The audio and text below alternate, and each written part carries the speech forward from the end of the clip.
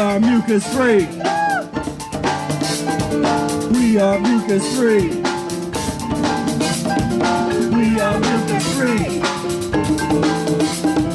We are mucus-free. We are mucus-free. We are mucus-free. We are mucus-free.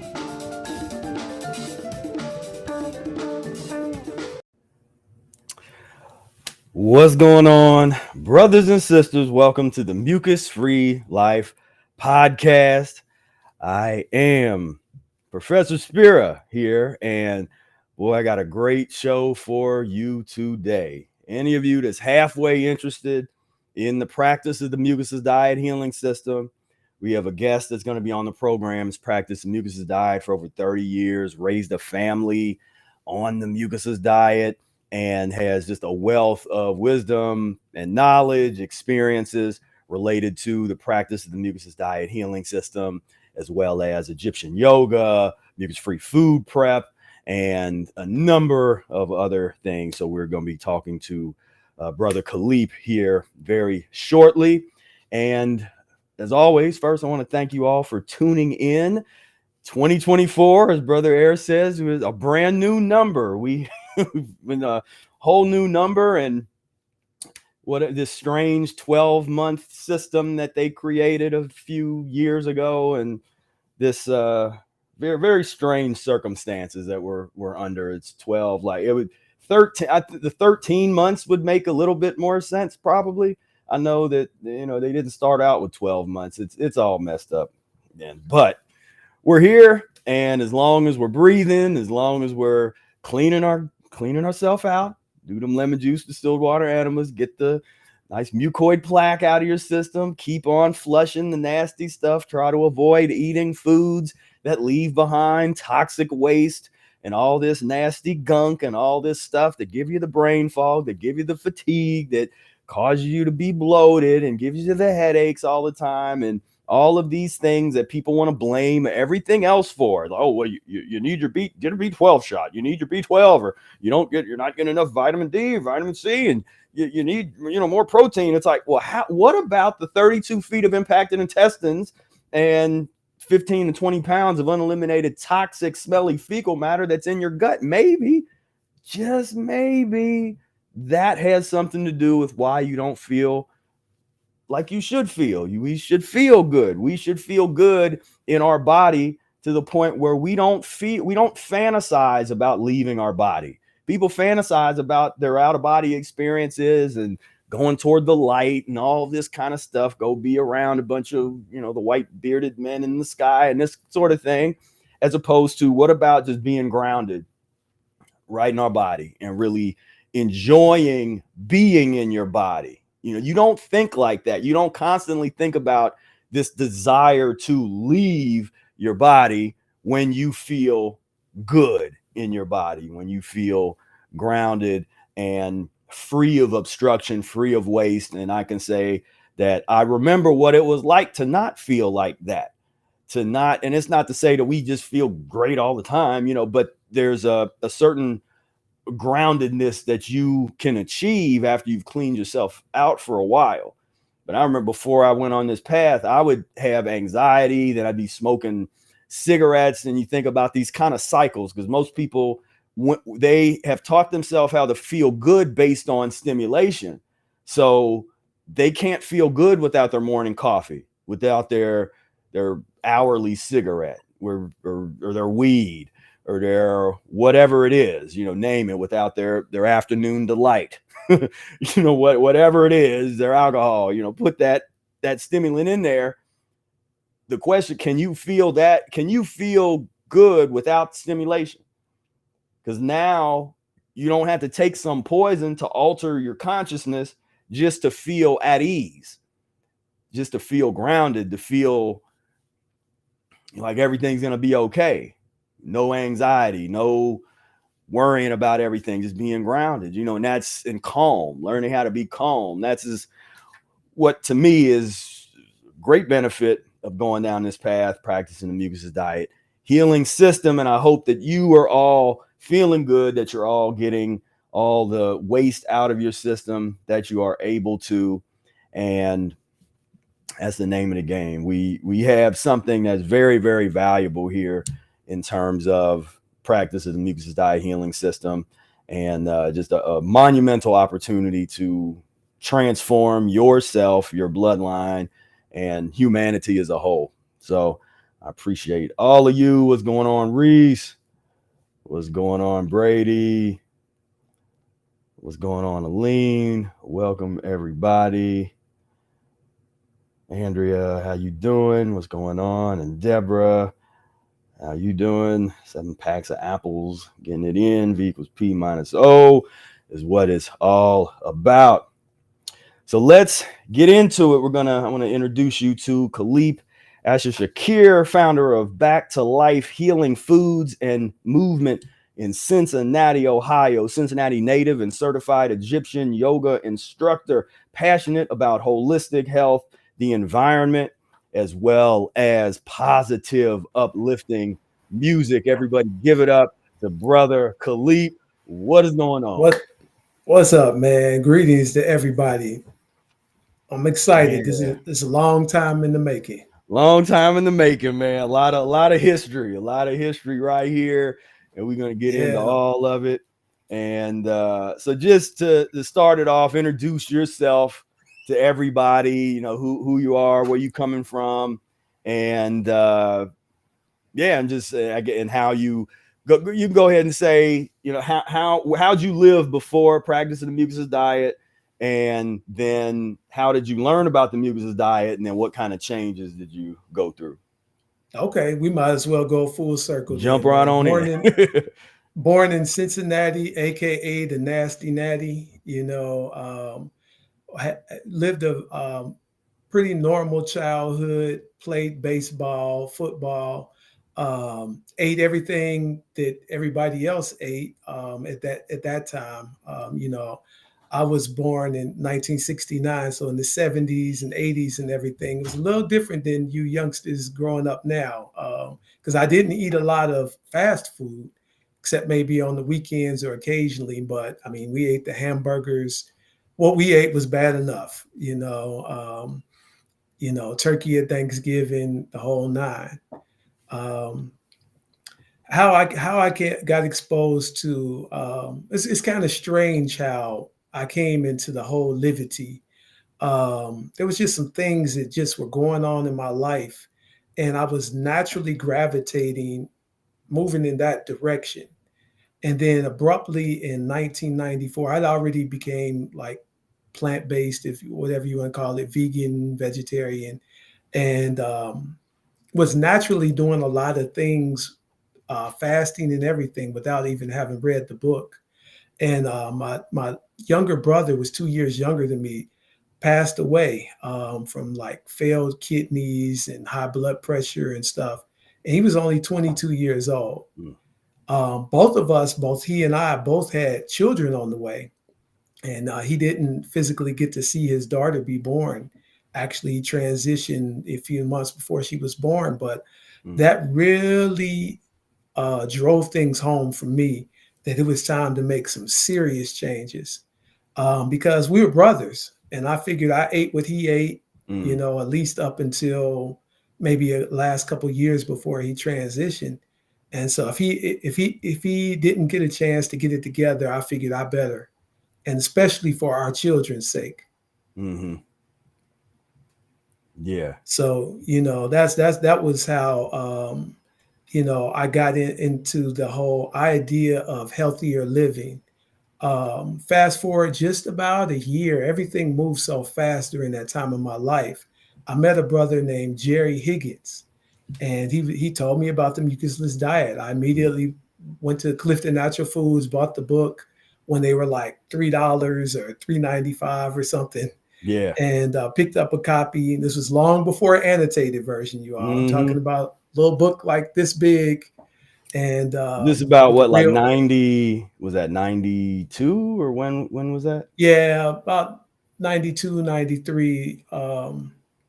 Yeah, when I first got a copy, I don't know. When I first got a copy of the book was probably like 94. Okay. After my brother transitioned. But you know, um, so I was really excited about it, man. I immediately dug in and started implementing things as best as I could without having any like guidance. And so, you do things on your own. Then I run into Jerry Higgins, like some months later, and he was totally not even on it anymore, man. He was like, "Oh, you got to be careful with that stuff," and he was back to eating chicken, and it was really odd to me Right. because he was so passionate when he was telling me. But he had told me about Vic Buttram and everything, who I didn't actually meet for a few more subsequent years after Mm. that. It took a while. I was on my own for the first few years, man, just doing what I knew to do, from Mm-hmm. reading the book and a lot of experimentation, man, but while raising a new family. Mm-hmm. So that was my beginnings with the Mucusless Diet Healing System. Yeah. And so what was that early practice like when from just reading the book and also set it up a little bit where you're bringing the diet home. That's always a topic. Brother Air likes to talk about the phenomenon of somebody bringing the mucusless diet home to an existing family, an existing spouse, potentially existing children. So talk a little bit about those days and how that went down. Well, that's really interesting because that was an intense period, man. I mean, while my wife was still pregnant and my brother transitioned, and I'm like, "Hey, we're not eating meat. We're not doing it." I wasn't really eating meat. I wasn't eating meat then anyway, but I was like, the children are going to be, not grow up without meat and dairy too. I mean, and that was kind of a fight because she hadn't really thought about doing all of these things for herself so much yet. And it's certainly not the idea of raising children. She was uncertain Mm-hmm. what was healthy for a child. We were raised in America, man. We didn't know anything. Right. Yeah, Yeah. excuse me, my wife It's there. my Woosie. Yeah. That's actually when we When we came came back back to to Tanzania, Tanzania, and her mother mother had had transitioned. right. So So that was that was like like a a kind of kind of bittersweet bittersweet time time right right there. there. Mm. But But yeah, yeah, man, man, it was intense intense time time because it was because it was such such new new territory. territory. But at the same time, I just kind of had a fire in my eyes. I was excited, still not knowing what to expect, but forging ahead anyway. It I was mean, like, so when you read the book, what was that experience like? The first time you ever read the book, like how did it make you feel? Like how and what were you thinking about? it was very profound, man. V equals P minus O was one of the most profound things to this date that I've ever really read, but I was brand new. So, like most people, you try to push things to the edge. It's like, yeah, okay, applesauce. And, I kind of cringe because I saw in the comments where Deborah said she got like 10 bags of grapefruits. Because that was me in the early years, man. I would fast all day. I would eat like a big, huge grapefruit, and then I would eat like some salad and kale greens. And I did that for months, at a time, and it was cool. But when certain things started to arise, it makes you go back and like keep on rereading the book and rereading the book to make those adjustments because you know, certain things were off the list by then. I knew I wasn't going back to meat. I knew, I didn't want to like eat mac and cheese, vegan mac and cheese and all that stuff. So I had to slow things down to, a more gradual transition. Right, right. And were there anybody that around that you started that you had as a reference point as far as that maybe not didn't practice the mucusless diet, but that was vegan or vegetarian or some kind of health conscious? Well, luckily for me and my family, we met Sister Tikoa, you know, and another sister, Olarimi, and they told me more about Vic. And, so eventually I finally got his phone number and I called him up. And the first time I called him, it was a real short conversation. And I'm like, man, I've been waiting to talk to this guy. And like, he got off the phone, So he called me back, a little bit later, and he said, man, I apologize. He said, man, I just ate and I was out of it. Right, right, right. By the time he finally would sit down to eat after fasting and stuff, it was just like the vegetables would make him sleepy for a little while. So after the vegetables wore off, he would call me back, and Right. Yeah. and we Yeah. would talk for hours, and I mean hours. Yeah. Oh yeah. Yeah. And for people that don't know, we have Victor Buttram. He is the person that introduced a bunch of people to the Mucus's Diet Healing System. Brother Air and whole host of other people, and just a brilliant mind. And one of these days we're gonna have that summit we always talked about, where you had a round table and talk about Vic.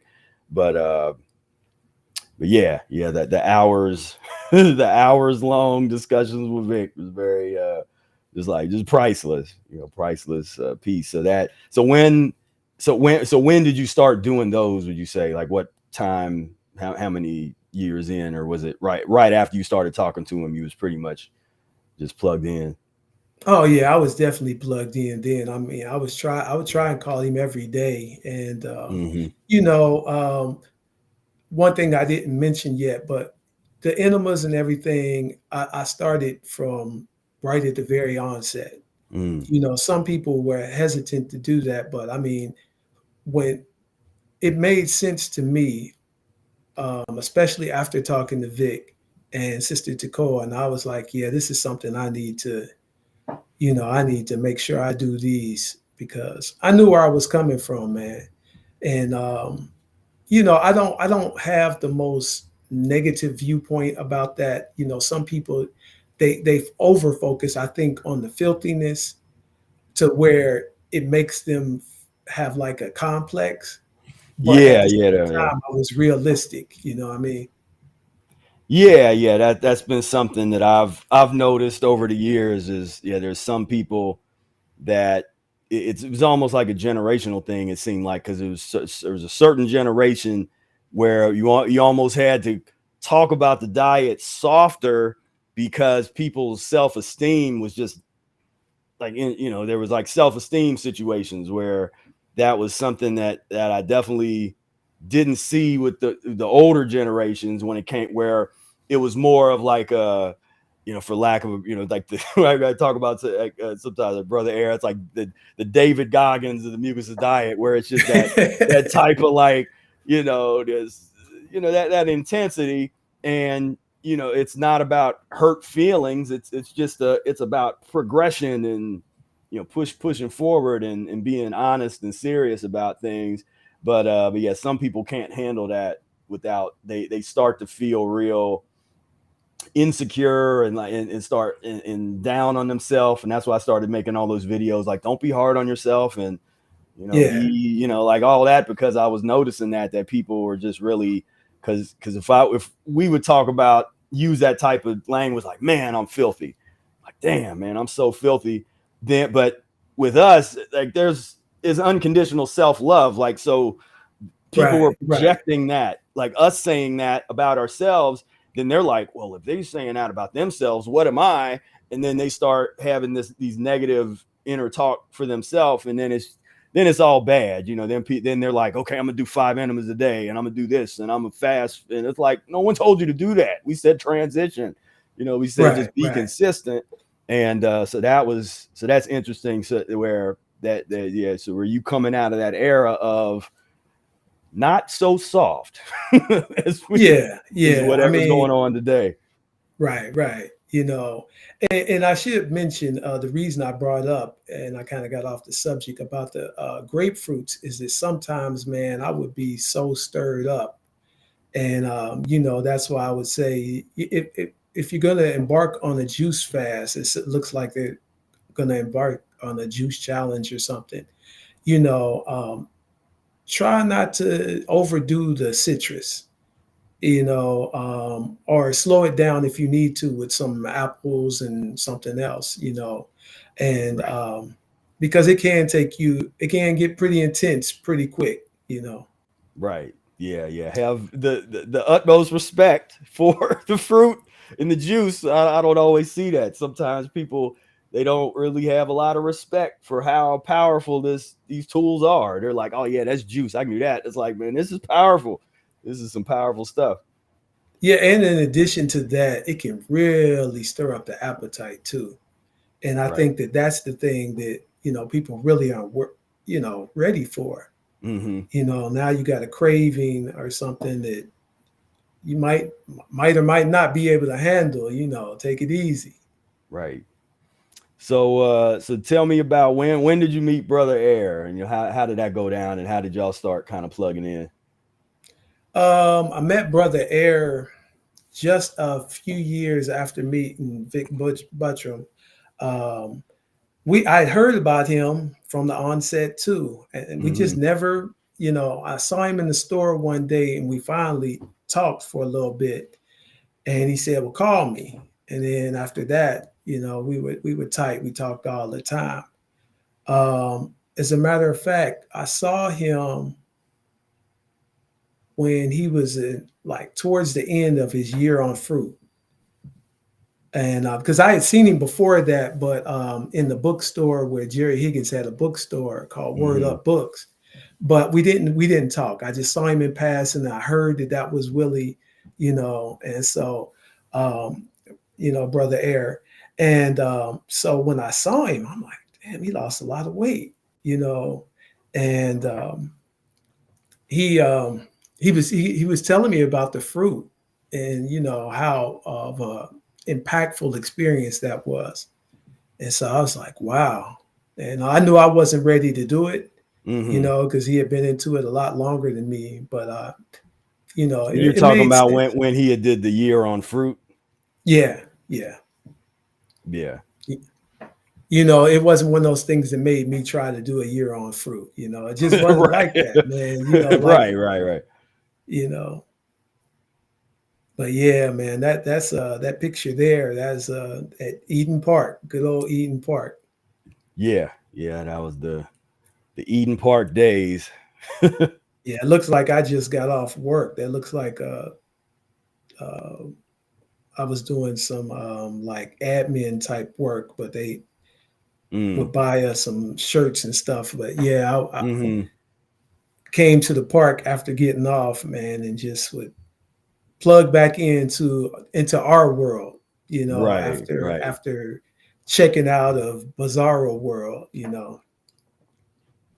Oh, who's in the pic? So I thought that was what we were talking about. Brother, that's Brother Air on the right, and that's Brother Khaleeq on the left. And this was like circa probably what looks like 2003 or four or something. Yeah, yeah. And that was the brother Khaleeq who jogged every day. I Mm. was still jogging. And yeah, right, usually right around that lake right there we're sitting at. It's a little man-made lake. Mm-hmm. Right. Yeah. Yeah. The Eden, and we'll get to this. Says the a day in Eden. I got that video. Oh wow, yeah. We'll take a look at that in a minute. But so yeah, so talk a little bit about the raising your children on the Mucusless diet. As you brought the Mucusless diet home to a family that wasn't necessarily practicing the Mucusless diet yet, and then you started having children. So talk a little bit about that experience. Okay, well, just so we're clear, well, yeah, I brought it home to a family, which was my wife and very, very young children. They were still babies. Mm-hmm. And so it wasn't such a big deal for them because they Mm-hmm. weren't even really barely eating solid food. And so they were just eating like, fruit and stuff anyway. Mm-hmm. But it was a, how do I say this without saying militant? It was a militant kind of time, man, because, Yeah, yeah. my parents and everything, I already knew what my family was doing on Thanksgiving and all of these things. So I just was like, we're not going. We're not going around that so that the children don't even get influenced. And at that time, I didn't really have any other tools to navigate that realm other than avoidance. You Mm-hmm. know what I mean? So that's kind of how the early years went. Mm-hmm. Um, but as far as the practice at home, I mean, it made sense. There were things that came slowly. My wife loves to tell the story about enemas in our family as far as the children. Our oldest son, he had a really bad fever and nothing would break it. I mean, he was just kind of, we were like, either we're going to have to take him to the hospital or you're going to let me try an enema. You know what I mean? So Mm-hmm. it was just a really bad fever and it went on for, a little bit of time. And so, I mean, we didn't want to give him any medicine or anything. That really would have been not the hospital. It would have been some, Right. you know. But anyway, she agreed. And I mean, he immediately pepped up like Mm. within 30 minutes. And she was a big believer after that. Mm. And as you recall, anybody out there listening, the Sister Mawusi on the old Wave radio uh, clips that have been put up on YouTube. That was her a day before our daughter was born, talking about Right. doing implants while pregnant. Right. Yep. Yep. That was yeah, that was deep. We had a lot of deep times back then. So this was these are the kids right here. There's Oh man, the kids as I remember them, as I when I met them. yeah. As And I remember, they are grown now, I man. know. I mean, all of them are grown now. All of them are out of the house, and it's just hard to believe. Yeah, That's yeah, 5 of the 7 right there. yeah. You That was just a it's like what are those the kids eating? yeah. We can't play it because I think that it'll I think there's echo. an But echo. That's what I saw. Yeah, yeah. yeah, man. But my son was talking about how disgusting chicken. He said we don't eat chicken butts. Yeah, yeah. Brother Aaron asked him, like, well, what do you think of other kids' diets? And they were just like, ugh, I think they eat like chicken butts and stuff. And Yeah, and yeah, no, that was something to see, all just the whole family, and it was like, Brother Air and his family with Anif and your family. And just right. I'm coming into that and just sort of seeing this, and I'm like, it's just such a total different energy in terms of the way everybody's thinking, the way the energy just feels is like just total different. And you all can look up this interview or this discussion, this Children of the Sun interview. Mucusless youth discuss their lifestyle. This was posted up 11 years ago on here. Yeah, and And everything they said was truthful, man. I mean, about what they ate, and because my oldest daughter there with the red coat on, she said pretty much what they had eaten that day, and mm-hmm, it was just a whole different kind of culture, man. Of they would volunteer because the birthdays in our house and even in Brother Ayers was like some exceptions were made for like birthdays, so you mm-hmm, could lean things. right. And so they would just drink juice for 3 days before. And then when they came off, then they were like, okay, now it's my birthday. And I mean, that wasn't something that was, forced on them or anything. They were cool with doing it. You know, um, you know, Baby Babaji back then, he was the one that was kind of influencing them, and they were like, yeah, that's cool. I can do that. Mm-hmm. Because him and our oldest daughter are the same age. He's like just a few months older than her. Mm-hmm. Right. For those don't know, we were in old food chain. I don't know if Biggs is around anywhere or not, but anymore. But just pointing out different Yeah. things. Well, this I think this was at the this particular clip was at that Kroger's, the old uh uh Kroger's in what's it called over there by the university. Oh, okay, okay. Before Because this they was early in the renovated day, because we went from the Kroger's and we got kicked out of there. it. Look at his face. We got, because I was filming every place. When you look this video up, it's just funny because every place we go, people are coming up to us just like, you can't be in here, you can't film. So we got kicked out of Right, there. right. And we went to the mall, and that's next. And then we get kicked out of there. Then we go to Biggs, and we like learn how to hide the video camera at Biggs so we don't get kicked out. And Oh yeah, that's right. We were at the mall and everything. I forgot yeah. about that. Yeah. Yeah, the mall. That's right. Yeah, right now the guy comes up, he kicks us out. So now we're in the mall, and the expression on your children's faces is epic because they've never eaten in a mall before. They're not excited about being here. Most Nah, man. kids are excited about the mall. Like, oh, I'm going to the mall. They're just like, why'd you bring us here? Right, We don't right. belong here. You know, this And isn't. but I do have to mention with that so that people don't feel sorry for our children to think they were deprived or anything. Our Mm, children were very creative. And our oldest daughter right there with the red, she went on to write plays as a teenager. She recorded several albums, um, poetry. Our other daughter did poetry. I mean, they were all did different things. Our sons are drummers, and it mm, was really a creative time. And I right. know that Yeah. the whole diet had a lot to do with the creativity. Yeah.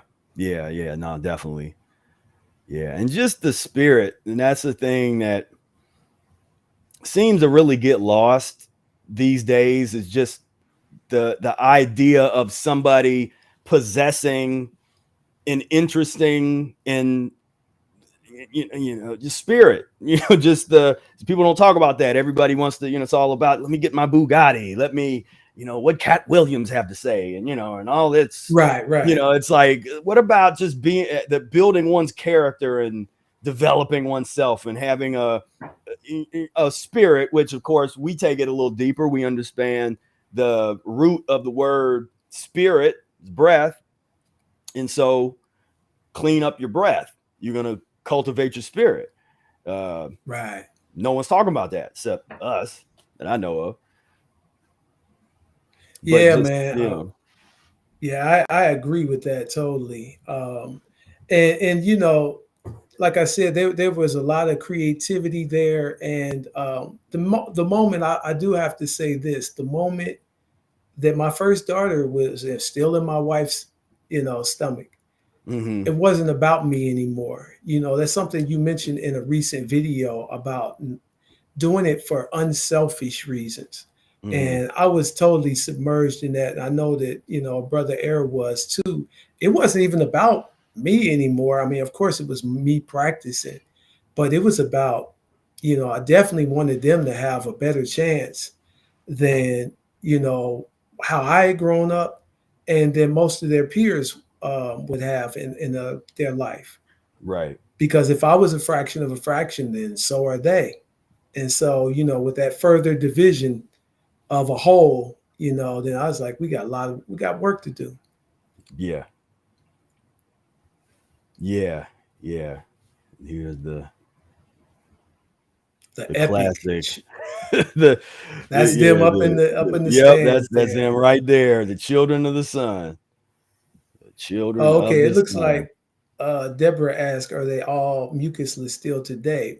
Well, the thing of it is they were on a transition diet. And so, we have to be clear about that. And we don't worry, we don't ever get tired of saying it, but it's always the transition diet. So they had periods of mucusless and they still do. Um, Maybe not as many as when I was preparing all their food, but and their mother, but they all eat fruit in the morning. They all still do enemas. So they all are, still practicing the system, to whatever extent that, is comfortable for them with their lives and everything they got going on now. Yeah. Yeah, I mean, what were some of the, maybe talk about the teenage years of the I guess the batches, as they went up, so there was all the different ages. But what was that transition like in those years, the teenage years, where they might be starting to try to break away? Well, or did they? Was there like a desire Well, to kind of break away and have their own there really identity? wasn't a Or desire to break away so much as there was a desire to like naturally find mates and stuff. You know what I mean? As they, mm-hmm. you start thinking in that direction as a teenager, and so with that, um, I honestly think that they started to question, we're never going to find anybody as strict as this. You know what I Mm-hmm. mean? So then they start, probably, saying to themselves like, well, where can I compromise without compromising too much? You Mm-hmm. know what I mean? And I think that would be the best way to explain that. Mm-hmm. And I get it, you know what I mean? Because living in this country, unless, we weren't at a stage of development yet of really it being realistic to have a community where everybody would be able to find mates within the community. Within the You know what I community, mean? right? Right. Yeah. Yeah. That's interesting. Yeah. The transition is all over. It's just all the way the transition works and functions, on all the different levels. And So to get back to your question, I mean, mm, so maybe I could answer it a little better. Is that, yeah, the transition fluctuated at different times, and that was one of them, where it may not have been quite as strict because these were young men that were coming that were ready to get married, you know what I mean, mhm, and stuff. So in like their late teens, early 20s, mhm. so it was like trying to find things for them to bridge the gap. And I mean, bridge the gap. Because you got married at a young age, right? You would Yeah, I was like pretty. 22, 23. Okay, yeah, maybe 23. Yeah. And my wife she just about to turn 21, we're 2 years Mm, apart. So yeah. So, they expected that. And I mean, it seemed like, well, they were all younger than me, you know what I mean, when they got right. married. So, Right. it's like it went back to like my mother's era as Yeah. far as, getting Yeah. married. Yeah. I mean, what's your opinion on all that now? Not necessarily them, but just in general, like young people, marriage and the diet, and or just Well, I relationships in always general. I was never pushing it because I know how hard it is to live this lifestyle. And I wanted them more so than anything to just keep staying rooted in it. And they're doing good. I mean, I'm proud of them. They are, and they all love. Their favorite thing in the world is huge salads and fruit in the morning, and they still do enemas. Maybe not as many when I was like the general Hmm. Right. Right. standing over them, but Uh-huh. they all do them still. So, but yeah, man, that was an intense period for me. You know. Yeah. Oh, okay. Deborah says, how much water did you use for your child? Well, again, it depends on what age you're talking about.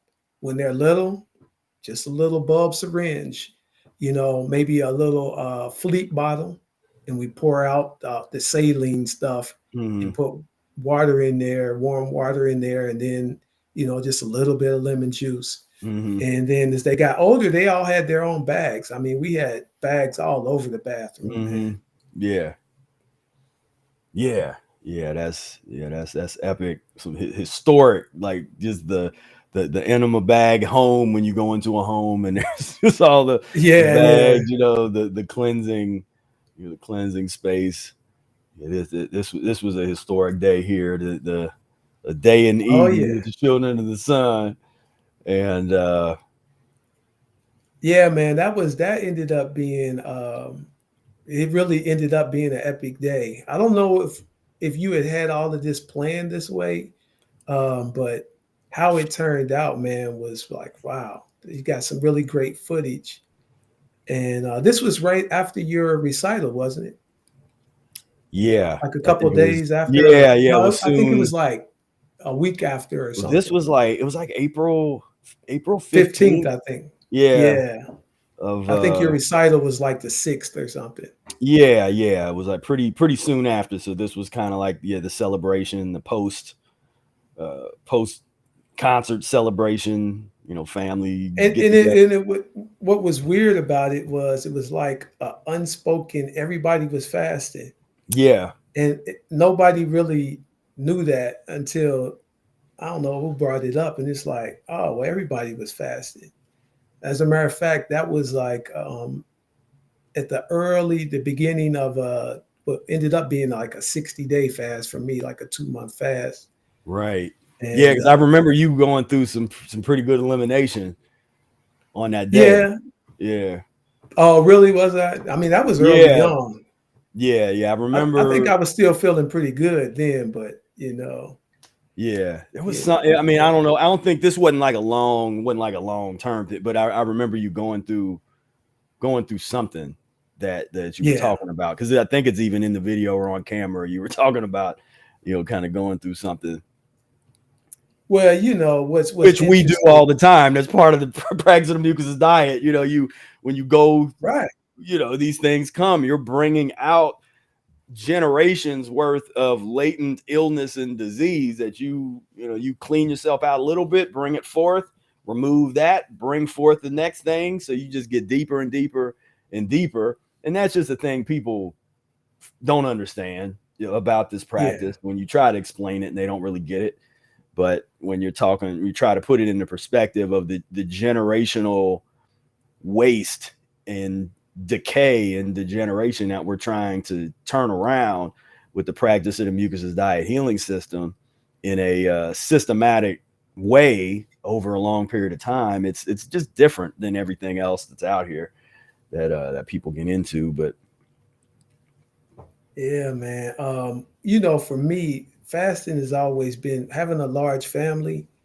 It's always been interesting for me because financially, you know, I everything else had to keep going. So, sometimes my fast would be more intense because I wouldn't drink a lot, because I'd be on a budget. I was a stickler about a budget, all when my children were growing up because, I had to make sure I got a case of lettuce and a sack of cabbage and a case of lemons and a case of oranges. And so, sometimes I would just like squeeze orange juice and just drink small amounts of it and just keep going, man. Which was another way to do it. It just didn't extend my fast as maybe as long as several months. What I did in maybe 2 months, if I drank a mhm, lot of juice, might have been comparable to 3 or 4 months. You know what I mean? yeah, Because it was so frugal. You know. right, yeah, yeah. This is Wow, I'm the looking at my wife there. She looked like one of the kids, man. uh huh, She was a mother of five at that time. yeah, Yeah. yeah. The memories, I contemplate, I practice contemplation a lot, so I go back and I think through different eras and experiences and periods and stuff a lot. And so I revisit this era sometimes. And yeah, it's Well, very. what came before even this, well, I think you might have a clip of that somewhere, was the roundtable discussion, man, because we really Yeah, went into yeah, some deep stuff there. Oh, there it is. yeah. Okay. If you want to play it, man, you can mute me so that it doesn't echo. Okay, all right, yeah, we can play this this clip here. Let's see if this will work. So you guys let me know if there's still a echo. And I'll have to reshare this really quick. Turn on the audio.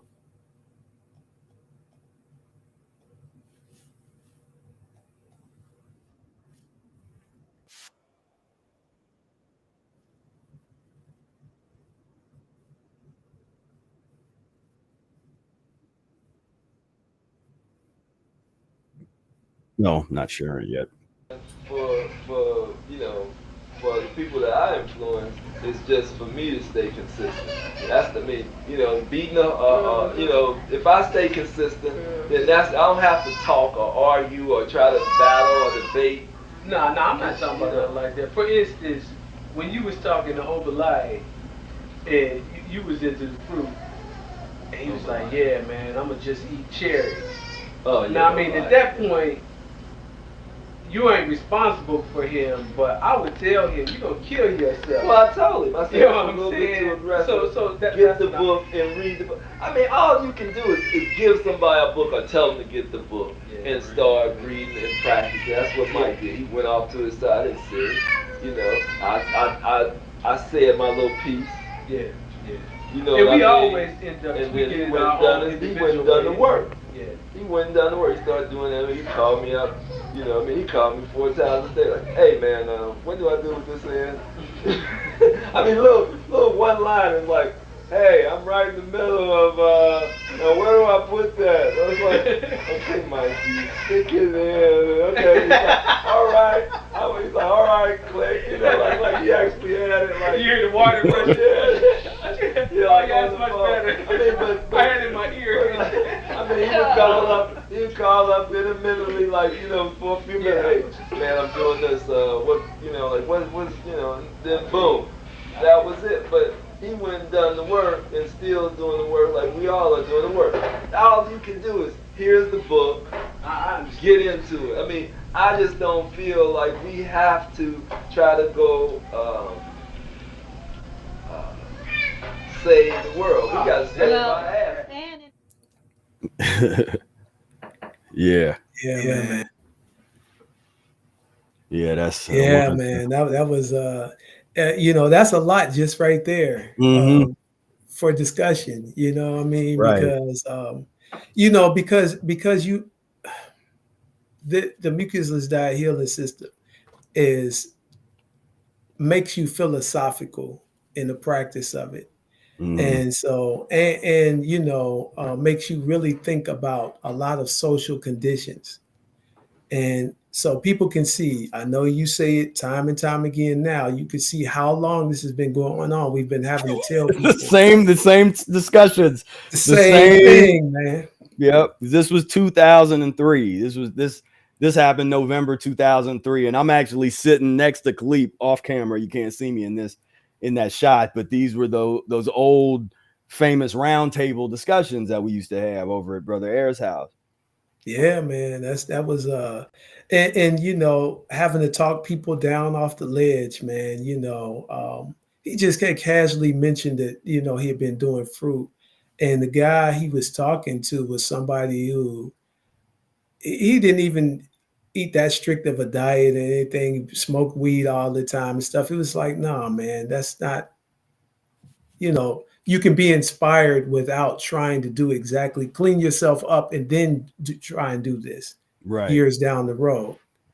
That's the path, Yeah. It's one of those things where, at that time because I met Brother Air right after he had did the year on fruit. So I didn't see that, but I can imagine that anybody that saw it, then you have those handful of people that want to try to do it.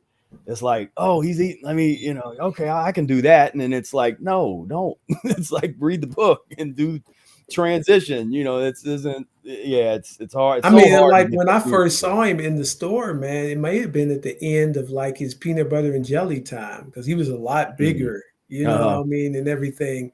And so when I saw him, I was like, wow. And he had like this place on his face. When I saw him after a year on fruit, I was like, it's gone. And Yeah. I mentioned it to him. He's like, "Oh yeah, man. That's one of the things that happened. You know, or either that or it had shrank a lot. It was either during that time or the 100-day Now that you fast say where it that, was he going. actually might have been on all fruit when I first met him before I really talked to him, because I really knew him for about a year before we talked about the Mucusless diet, just seeing him at the jam sessions. Because I remember that welt was when I first met him. He had that big welt on his throat, and I just always thought to myself, just like, that's kind of weird, just looking at it like, dang, Right, it's kind right. of. And then but then once we talked about the Mucusless diet, and then I started getting into it, then I noticed like, oh, it's going away. And I kind of was like, oh, okay, now I see what that was about. But yeah, I just distinctly remember that when I met him, seeing So, that. so how can Yeah, you argue with a person who sees something like that happen with their own body? You know what I right. mean? It's like, it's empirical evidence, man. I was just thinking today about the internet. Like, man, it's the greatest thing and the biggest curse at the same time. Yep. If depending on how it's used, man, because it produces a lot of know-it-all people out there in the world who only have internet knowledge. And at the same time, man, it makes people worry unnecessarily, because then they start Googling something. They say, oh God, I could have this disease or I could have that disease. Right. And that never used to be the case, man, before the internet. I like that. Everybody, I like that term, internet knowledge. I'm gonna use that. Because you're right. Internet knowledge of people that's all yeah. their whole frame of reference is. They Googled Yeah, something. They cite went cite on your to, sources. Okay, internet knowledge. I got you. yeah, yeah. I know where you're coming from. Right. Exactly. Yeah. As opposed to, I was talking about this just yesterday with Brady, but we've been talking about the tradition of having things being passed down. The old Mm, traditions of the elders and the ancestors, of the people that had a particular skill or a particular piece of wisdom that would, the apprenticeship system, pass things right.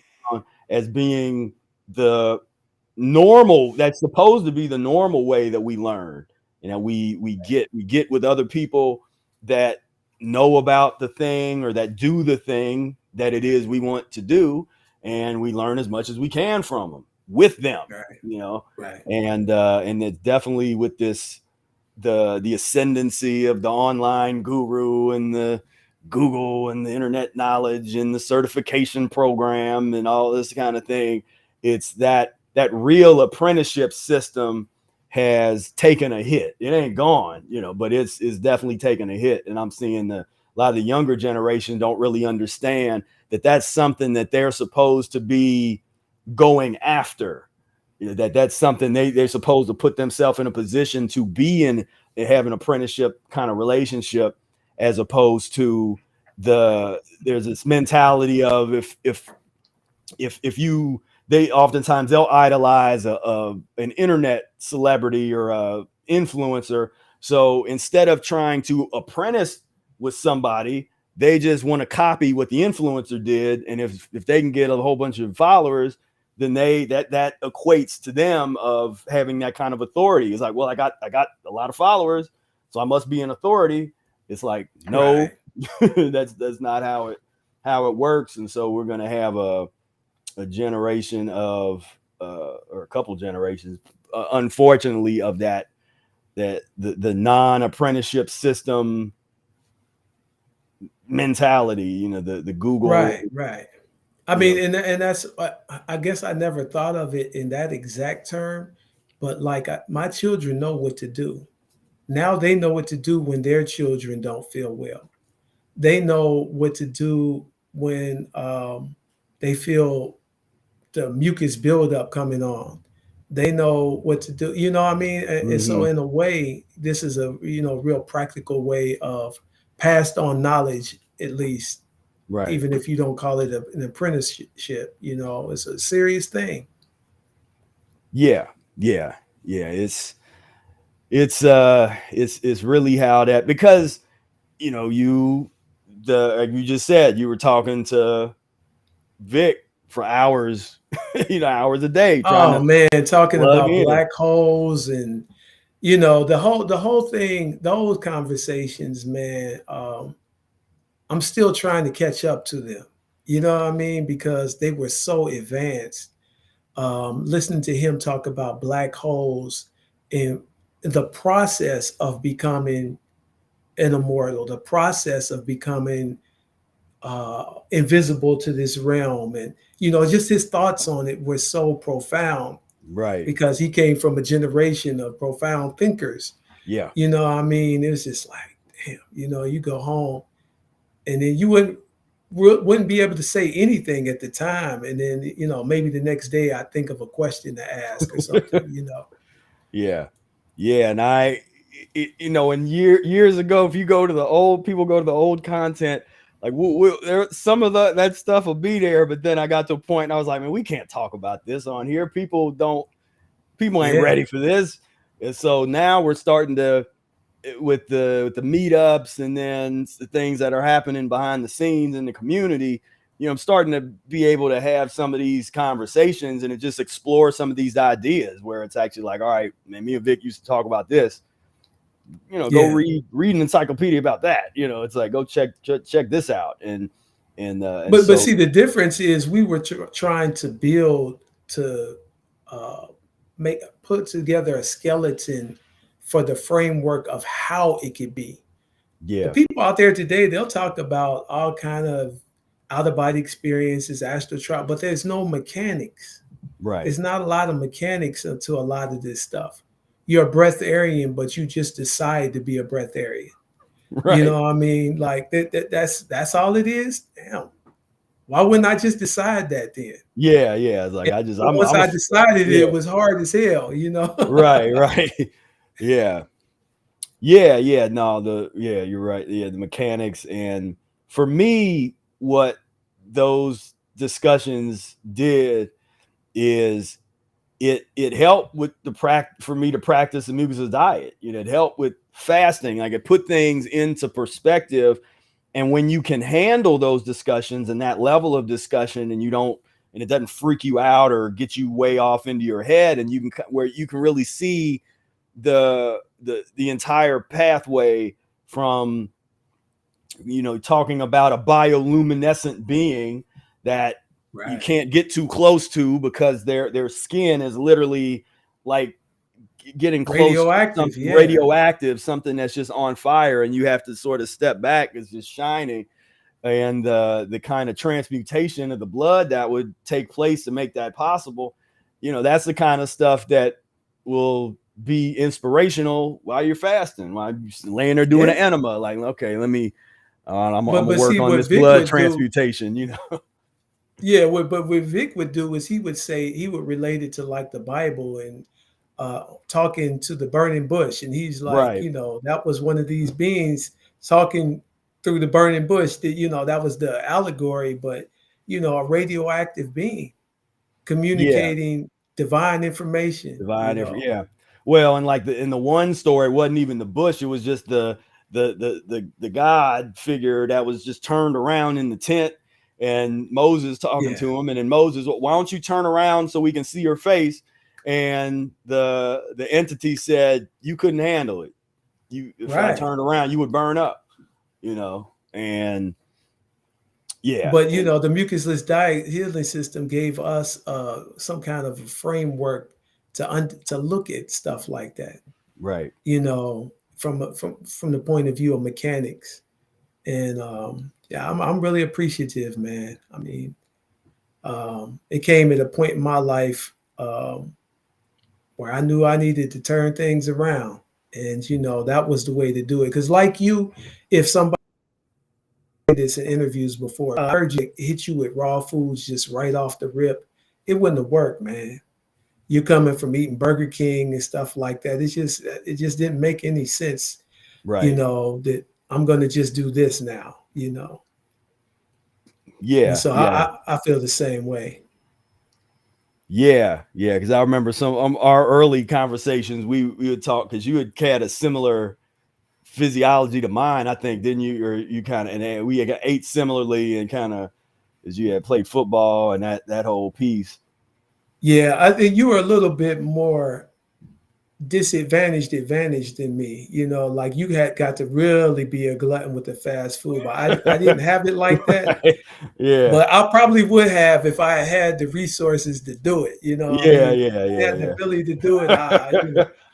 I would have probably been right there. You know. Yeah. Yeah. Yeah. So that was a good thing to not have all those resources to be able to, to eat like that, put yourself in that type of condition. And well, I have to say, man, when you came around, man, we learned a lot more. mm, I don't know if you ever thought of it that way, but because of the things you had experienced in your background and how your elimination was, that was learning for us too. That was a part of our education. mm. So, I appreciate that too, man, because we had never seen anybody blow their nose that many times.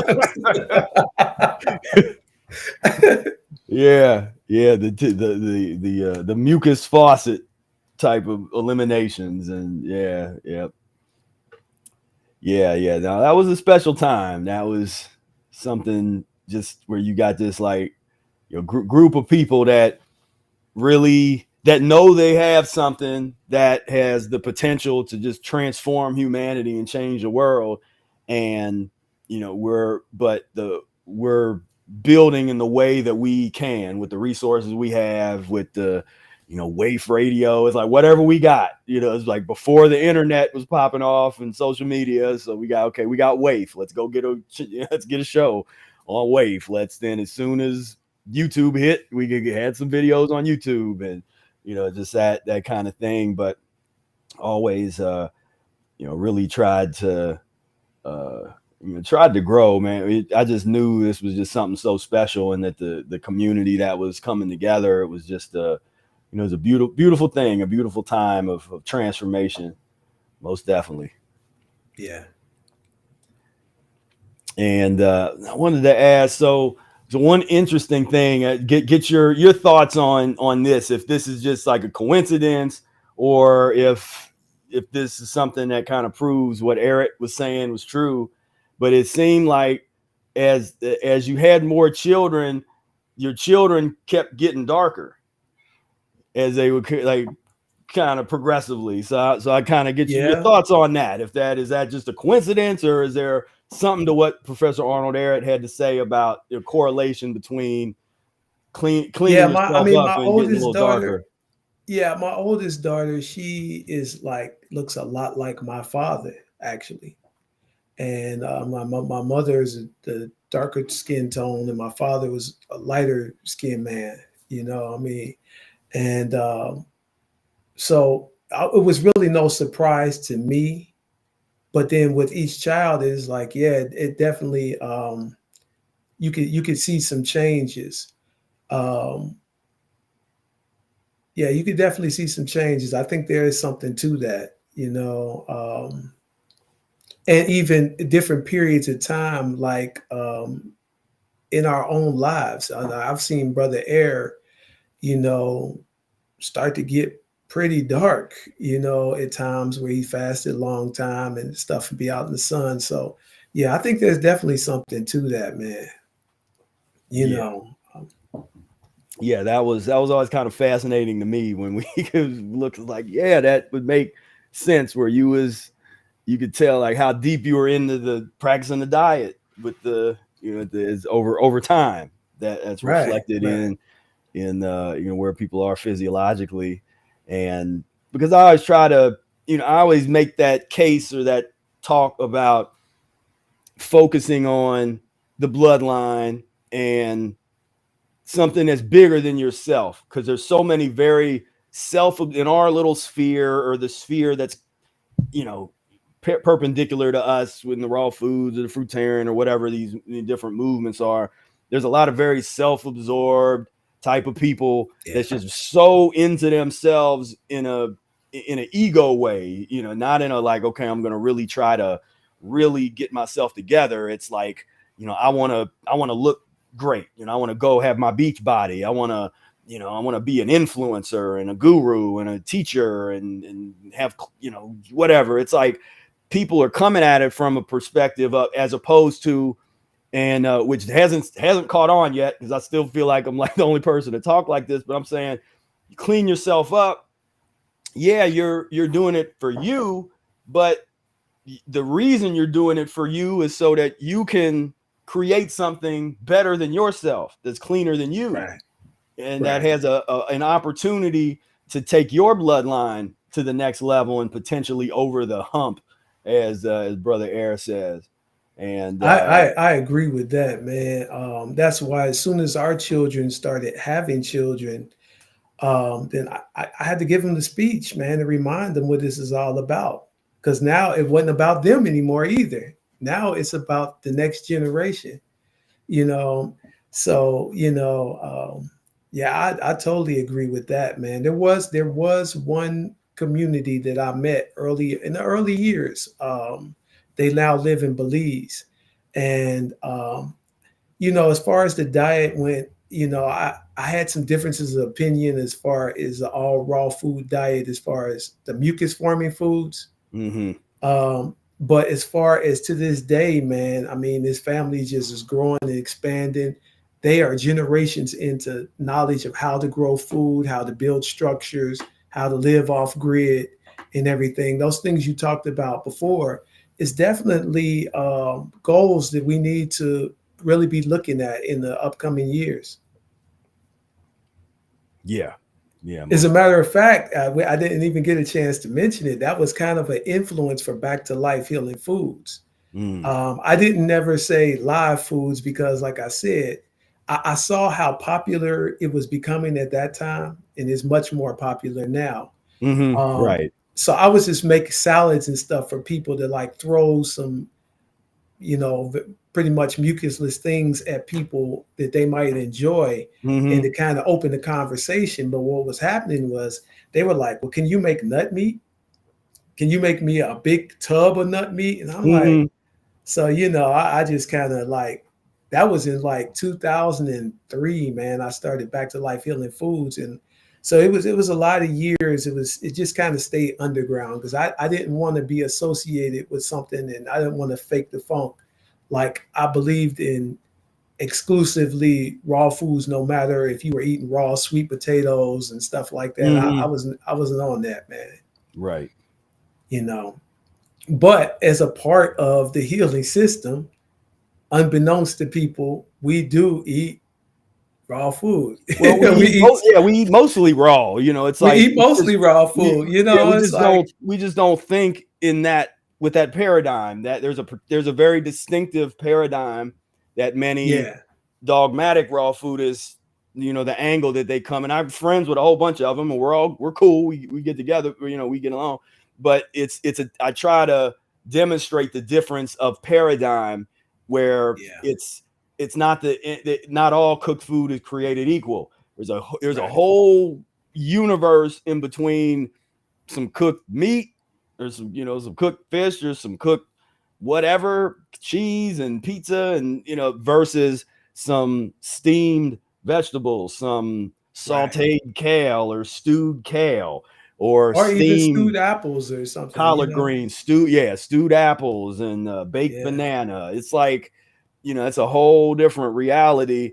And unless you study and practice the Mucus Diet Healing System, you pretty much are going to lose that all these important tools that you really truly need to transition. You just won't even know about them, or not use them. And what people are looking at there, that's actually from a birthday right there. I don't remember whose birthday. And so once I started seeing that other people liked it, I said, okay, well, this would be another conversation to give them something that, I don't personally don't even eat them, but I will make them for the family, for birthdays and stuff. And the crust of the pies that you were looking at before, that's just dates. It's mostly dates and a little grated coconut. Okay. It's mucus lean, very very lean, minimal. It's almost all fruit. Yeah. You know what I mean? Yeah. Well, I mean, coconut is a fatty fruit, but it's Yeah. not that much coconut even in it. No, And and so, yeah, and it eliminates decent. I mean, it's going to eliminate well unless you're so far along that you're too sensitive for it. But that's right. pretty far along, when you get too sensitive for that, a little So bit. if anybody's wondering, that's how Back to Life was kind of like something to open the conversation about, diet and cleansing and those kind of things. And because we live in America, it's like, okay, well, I will sell these, my conscience could accept me selling these Right. as opposed to, some other stuff. I see people who got raw pizza businesses, and it's all dehydrated stuff, man. And I mean, it's very super concentrated. I don't think that's okay on the transition, but so is toast on the transition, in my opinion. Now remember, yeah, right. I mean, it was all the classic transition tools. You got your toast and your, all that kind of stuff. And and I remember when you had started, you were doing like the this was like Back to Life DoorDash before DoorDash existed, all that stuff. Yeah, man. Yeah, it was the height of all of the juice business, man, was like during the whole, I don't even want to say it, the whole scamdemic thing, Yeah, I mean, yeah. I was like, people were scared into trying to be healthy. Right, So right. in that regard, for those people, it was a kind of a good thing. Even my mother, at the time, she was very pretty much all plant food eating. I mean, she was scared, but she wouldn't eat anything. I mean, she wouldn't eat any meat. She doesn't really eat a lot now, and she doesn't really eat any dairy anymore. So that was a good thing, and I was able to finally have some level of influence on her during that time. I said, "Mama, if you're scared, you could do this to try to, avoid contracting anything." Right. Yeah. So yeah, man, that's all this stuff is like a day in the life of the Right. Ashakir family. Like, anything we do as a business is from our real life, man. My wife is a midwife. She teaches, birth workers, does stuff with women's health and things of that nature. That's something I made for a friend of mine. That I don't know. I think I made that for my wife. She asked me to. And yeah, man, it's all a day in the life. Now I was gonna share so I want everybody to follow Khaleeq over here, Back to Life Healing Food. And I think that's what you have on Facebook as well, right? It's kind of Back to Life Healing Food. Right. Yeah, you Yes. find Yeah, on you can find me there Instagram, too. Facebook. And I haven't done much. You're going to inspire me to do more with because I've got a lot of videos here and there that I just haven't used YouTube a lot. So I meant to do some of that this week. Oh yeah, that's our trip to Kemet in 2021. That was an interesting time because it came right after my mother-in-law transitioned, and I was gone for every day that year. Something always is. I'm coming this year, by the way. Yeah. Okay. But something always comes up, man. We were gone for like 2 weeks or something in Kemet that August. And then we're home for 2 weeks. And then we went to Jamaica to get certified in Egyptian yoga, Right. Yeah. So talk a little bit about that, your yoga practice. Well, like Sister Tekoa, I've been into it for a long time, man. We did the certification and we kind of got a different angle of yoga with the Egyptian yoga is something I was really interested in making that connection. But I've been doing yoga all throughout the years. Even the years when my mucus lean was getting the better of me. People don't understand, man. I was still doing yoga. I was still doing enemas. I was still eating fruit every morning. We have those periods, and it's not that you put the practice down. It's just that some of your periods are better than others. Right. Some of your periods, different things are needed. I remember when you, like you said, you in previous videos, you stopped doing the long fast at a certain point because of something you were going through, and it was time to do something else. Right. Because I don't think that people really get that the only way to get to what Brother Era does and all of that stuff is through eating and mastering right. eating. If you don't master eating first, it's gonna have a hard time getting there. Exactly. So this 2 weeks there, that was it was was a 2 great weeks shot. of raw. It was 2 weeks of raw foods down there, and I didn't want the nuts and seeds, man. So it was pretty much a fruit fast for me for 2 weeks. And as you can see, that was another one of the darker periods. I was just about to say, like you darkness, everybody. Yeah, darkness. Yeah, man. I was in that hot Jamaican sun in like that early makes September. me, boy. I'm looking at this just like, boy, I need to get in my van and drive on down to that sun. I know, man. I mean, and I was like I said, I was just eating fruit because I didn't. And they had like the spicy raw foods and stuff, and I didn't touch any of that, man. I was just like, just give me some mangoes and some pineapple or something, and I'm good. Right. So I did have a little bit of greens, but that whole time was pretty much just fruit and coconut water. Yeah, the picture in the purple there, that's where I do yoga at now. It's a place in Norwood for anybody in Cincinnati. Okay. Royalty Boutique Sisters, beautiful sister. She's opens her place up to a lot of stuff in the community, man. So I'm really grateful for that. Yeah, I think we got a picture of you of maybe it's in, is that those pictures inside that studio? Hold on, let me find these. Man, we take so many pictures, I can't keep track, man.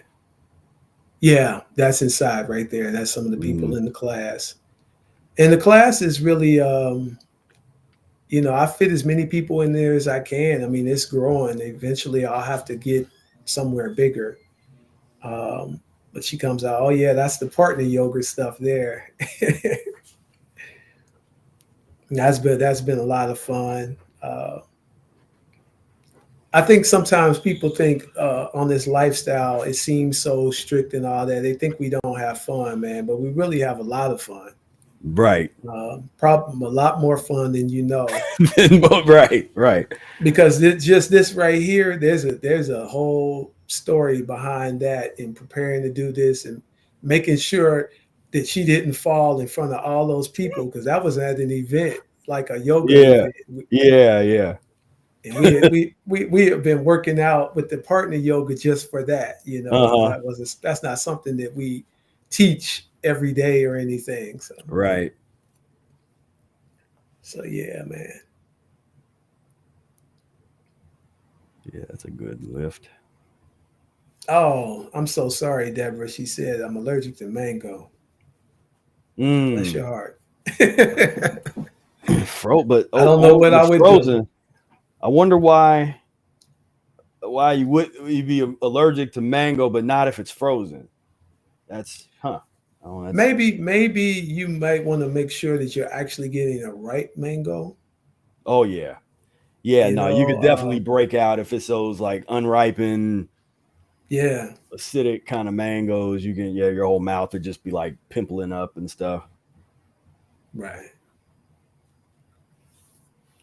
But yeah, man, I mean, I don't know what your experience has been, and I never really actually took the time to ask you about like stretching and yoga. Like, how much of that does that play a part? Have you noticed yourself be more flexible since you practice the diet? Yeah, and you know, I've been getting into more stretching like over the past couple years, and looking into different forms, and still kind of finding the angle that I like, because I kind of came more out of that. It's like when I went back to getting into stretching, I would go back to just old like 1990s varsity football. It's Right, kind of right. like it's how it looks like. Like I don't look fancy. It's yoga and stuff. And I kind of just look like an old football player doing those real basic, super extra basic things. And I do certain stretches, is stretch out the back, and I crack my back. And that's the one thing I do every day, is I got that little exercise where I can crack my back, which is good for me. And I'll do the stretches really that, like, because my target areas are lower back and my shoulders, and that's where if I don't, that if I'm going through an elimination, that's where I feel it, because those were places where I had injuries when I was before practicing the diet, and so Right. that can still flare up, like the injury that I had when I was 4 that flared up years ago during like a long fast. I had a really bad ankle sprain that I had when I was real young, that never like, it was one of those sprains that's like worse than a break. And so I was like really Wow. hobbling around for like months, and so it never really healed. And this was, I don't know how many years in, this was like several, 6, 7, 8 years into practicing the diet. And I was doing a long fast, and I was laying in bed one day, and man, it felt like my ankle just broke, like it was literally broken. I mean, I Wow. couldn't walk, I couldn't do nothing. I was just laying there trying not to cry because it hurt that bad. And so I was like, all right, and I'm what can you do? I'm just keep on fasting. And a couple days later, it was gone and never came back again. That pain and that whole, it was almost like I'd filtered whatever the old calcification of whatever was down there. That stuff filtered out of there, and I've never had that issue since.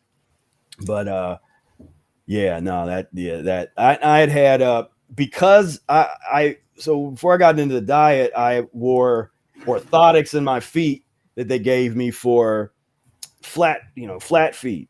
And Mhm. for some reason, when I got into the diet, like I never thought to stop wearing them. I just didn't think about it. I just kept wearing them for years. Ah, And then it wasn't until, because back then too, because at a young age I was starting to have really bad lower back pain because I was so heavy with the flat. And then even the flat, my feet being as flat as they are, could be because of how heavy I was at a young age. That just permanently was like sort of changed my bone structure, with all that weight when those formative years. So I had like really bad back pain, like an elderly type of person back pain, when I was a teenage, preteen. And so he got those orthotics, and that's supposed to help.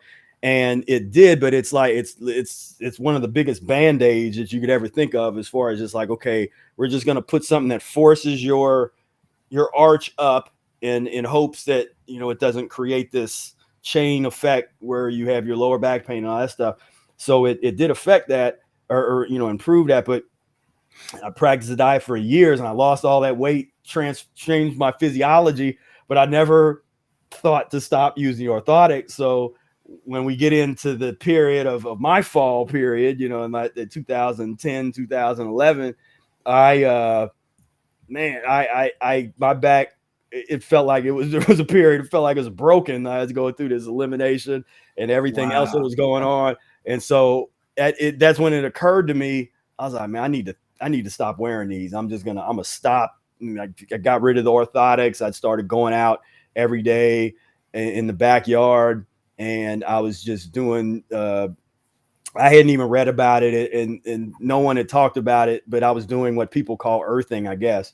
I was just Mhm. going out just to go barefoot, but for me, it was a therapeutic, something that was more intuitive.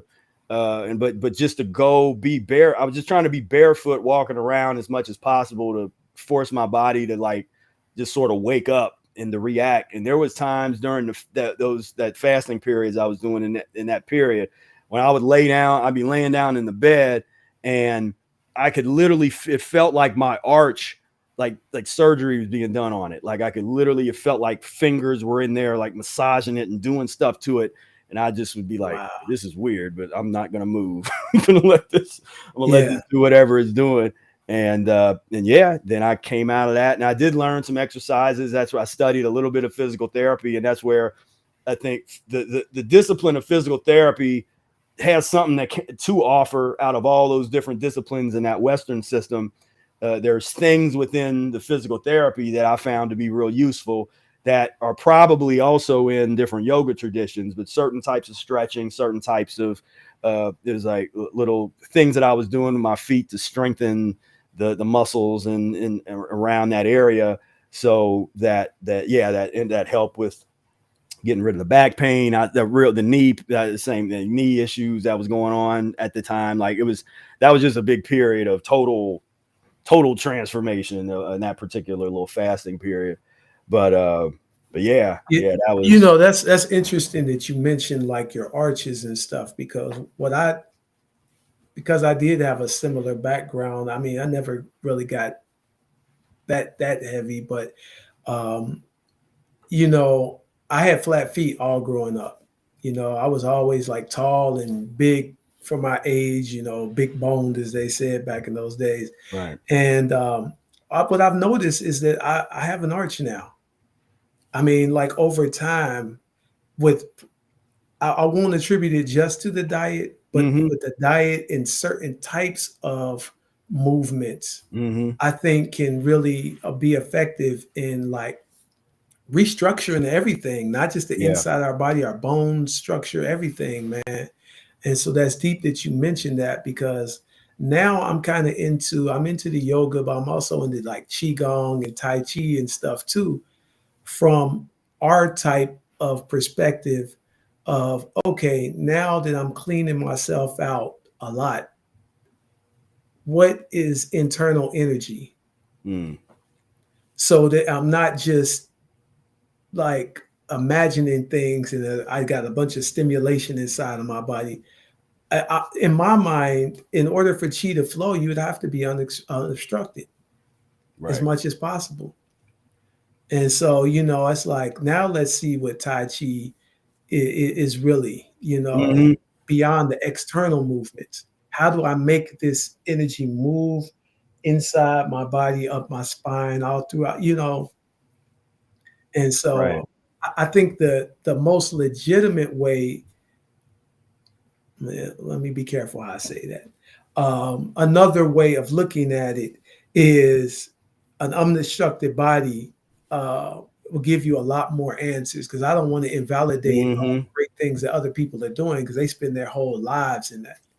But, I'm interested in it from that perspective. Well, I mean, I always say, whatever the discipline is, when you come at it from the perspective of the Mucusless Diet Healing System and the filter of Eric's paradigm, you will see everything totally different. And that's if you go and study medical science, if you study Eastern medicine, if you study different yogic traditions, Reiki tradition, like whatever it is, and you incorporate vitality equals power minus obstruction into the viewpoint, you will see it differently. It comes to life in a different way. And so when I hear about all those different traditions, I'll often say anything that aligns itself with vitality equals power minus obstruction, that's why it can work. The degree to which it can work will be limited by the person's physiology and their diet. So, but you can move, because even, from whether it's like, Reiki tradition or the old school, the healer, the type of healers that had the energy in their hands, that, the laying of hand, all that stuff, to me, that if it's helpful in terms of, dealing with like treating the symptom. if you know about the Mucusless diet and you use that at the beginning to help you out, just to feel a little better and to remove some obstructions, but you're really focused on your physiology, then it's excellent. But when you rely on that solely, you know, like people that they feel a little better with acupuncture. Now they're doing acupuncture every day for 20 years or something, or several times a week or something like that, and without changing their diet, you know, without getting into some fasting, without you combine fasting with some well-placed, Reiki or acupuncture or lymphatic massage or just whatever the tradition is. Now you're working with something, because now you're really focused on that clearing of obstruction, you know, body, mind, and spirit, on all those different spheres. And so, yeah, like I think it's, but that, to me, that's the angle we got to come at it, because and few do, you know, there's few of us out here that really see it like that. Yeah, I mean, when Eric mentioned the fakir, I don't know if I'm saying it right. I mean, basically, he's talking about yogis, man, Right. in India and stuff. You know what I mean? So, I mean, but he was mentioning it from the Mucusless Diet Healing System perspective of V equals P minus O. You know, and so, you know, I think another reason is sometimes that's not interesting to people, because they think, okay, you become a breatharian and you just sit around and do nothing. You know, I think that's how people look at it. But it's like, no, man, I mean, we got worlds to explore. Right. You know, I'm so excited. It's something new every day that you can explore, from getting into this deeper and deeper. Right. Yeah. Yeah, most definitely. So, tell us a little bit about, you know, I kind of talked about my fall just a little bit, but tell us just a little bit about that period, I guess a few years ago now, right, where you were just kind of going through healing crisis, like whatever we call it. You know, we have this term we call the fall, where you just have a really intense healing crisis period that can last an extended period of time. So, yes, tell us a little bit about that period and how you persevered through that. Yeah, I mean, the fall was a wake-up call. Because, you know, it kind of came when we went to Africa. I mean, it got real. You know, I mean, we were in Tanzania for about almost a year. Right. And you would move, and you moved there, right? You were gonna, with the intention to stay. We were planning on staying, man. Yeah, I mean, it was kind of interesting, because at that time, what America was going through, this is 2020, man. And so, like, August of 2020, once again, I wasn't there for Eric Day. We left the country. You know what I mean? Right. So, you know, but it was, everything looked like it was going to get real crazy. And so we just kind of sped up, you know, our plan to look in other places. But, you know, I had a friend over there, fortunately. He had been there, like, at that time already, like 6 or 7 years. And so we weren't going there blind.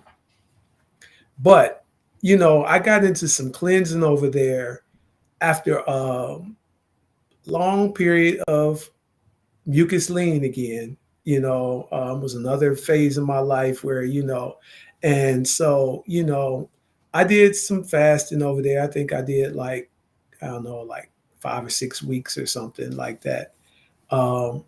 But I started feeling some stuff that I wasn't sure if it was adrenal stuff. You know, I started even having a little acid reflux over there. And, you know, there could be a lot of reasons for that, because for one, over there, the fruit was very different than the fruit here. Now, to preface it, we lived in a house where we had orange trees, we had lemon trees in our yard, we had mango trees in our yard. I mean, it was beautiful in that regard. There was even a small soursop in the yard too. Avocado trees, even though we didn't even have a chance to eat those, but I wasn't eating avocados at that point anyway. But, you know, it was, I don't know if I hit a pocket because of the intensity of that fruit, you know. Because when you say the or fruit's different, in what way would you describe the fruit I being would different say over there? that it was a lot more potent. It Mm, was a lot more potent. So the lemons over there, which were green on the outside, by the way, and so were even a lot of the oranges. They were just, I mean, even when they were ripe, they were green. mm-hmm. Um, it was intense, you know. But I think it was more so what was going on with my body and stuff. And luckily for me, once again, like I said, I'm appreciative for you, brother, because some stuff we learned from you that your fall was a little different than Brother Air's fall. You know what I Right, mean? right, And so, you know, I at least knew I'm going to be okay because, I didn't experience anything really extreme over there, but I kind of like been on this higher feeling for a while where, you know, feeling more up, you know what I mean? And there was a right, period of like, take it all the way down, you know? right. Yeah. And so, you know, and it extended on into when we came back over here too. Um, so, you know, I listened to more of Dr. Morris at that time to see what he said about the adrenals and all of that stuff. And, Mm-hmm. you know, experimented a little bit with a few herbs and things. But, you know, my wife is a herbalist. So, you know, if it was something I wanted to check out, I would just like have her make it, you Mm-hmm. know, Right. and everything. But yeah, man, it was a mental and a physical elimination, I would say, over there. And whenever you have the mental eliminations, the physical stuff feels like 5 times more intense Right. than when you don't have the mental eliminations. You know, it was a lot going on over there. It was the political environment was a little intense. Mm. It was election year, and you know, over there, if people start worrying about the opposition, like getting on the internet and saying something negative, they'll just cut the internet off for 2 or 3 weeks. You know what I mean? Mm. And so, you know, we're over there. We can't communicate with our children. So all this stuff is going on at the same time. And, you know, our children are worried and they're wondering what's going on and everything. Mm-hmm. My mother was wondering what was going on, you know. Because would you say, was that the worst elimination that you had practicing the diet that particular fall, or did you have something years ago that was worse than that? Um, everything everything before that in the early years, I would just have like a general feeling of like a light weakness over extended periods of time. You know, of being real strict mucusless for long periods of time and stuff like that. But nothing where I really felt like I couldn't get out of the bed at all. Mm-hmm. And I mean, like I said, because, you know, it was like an emotional type, I guess I'll say elimination as well. Everything felt magnified when I was over there.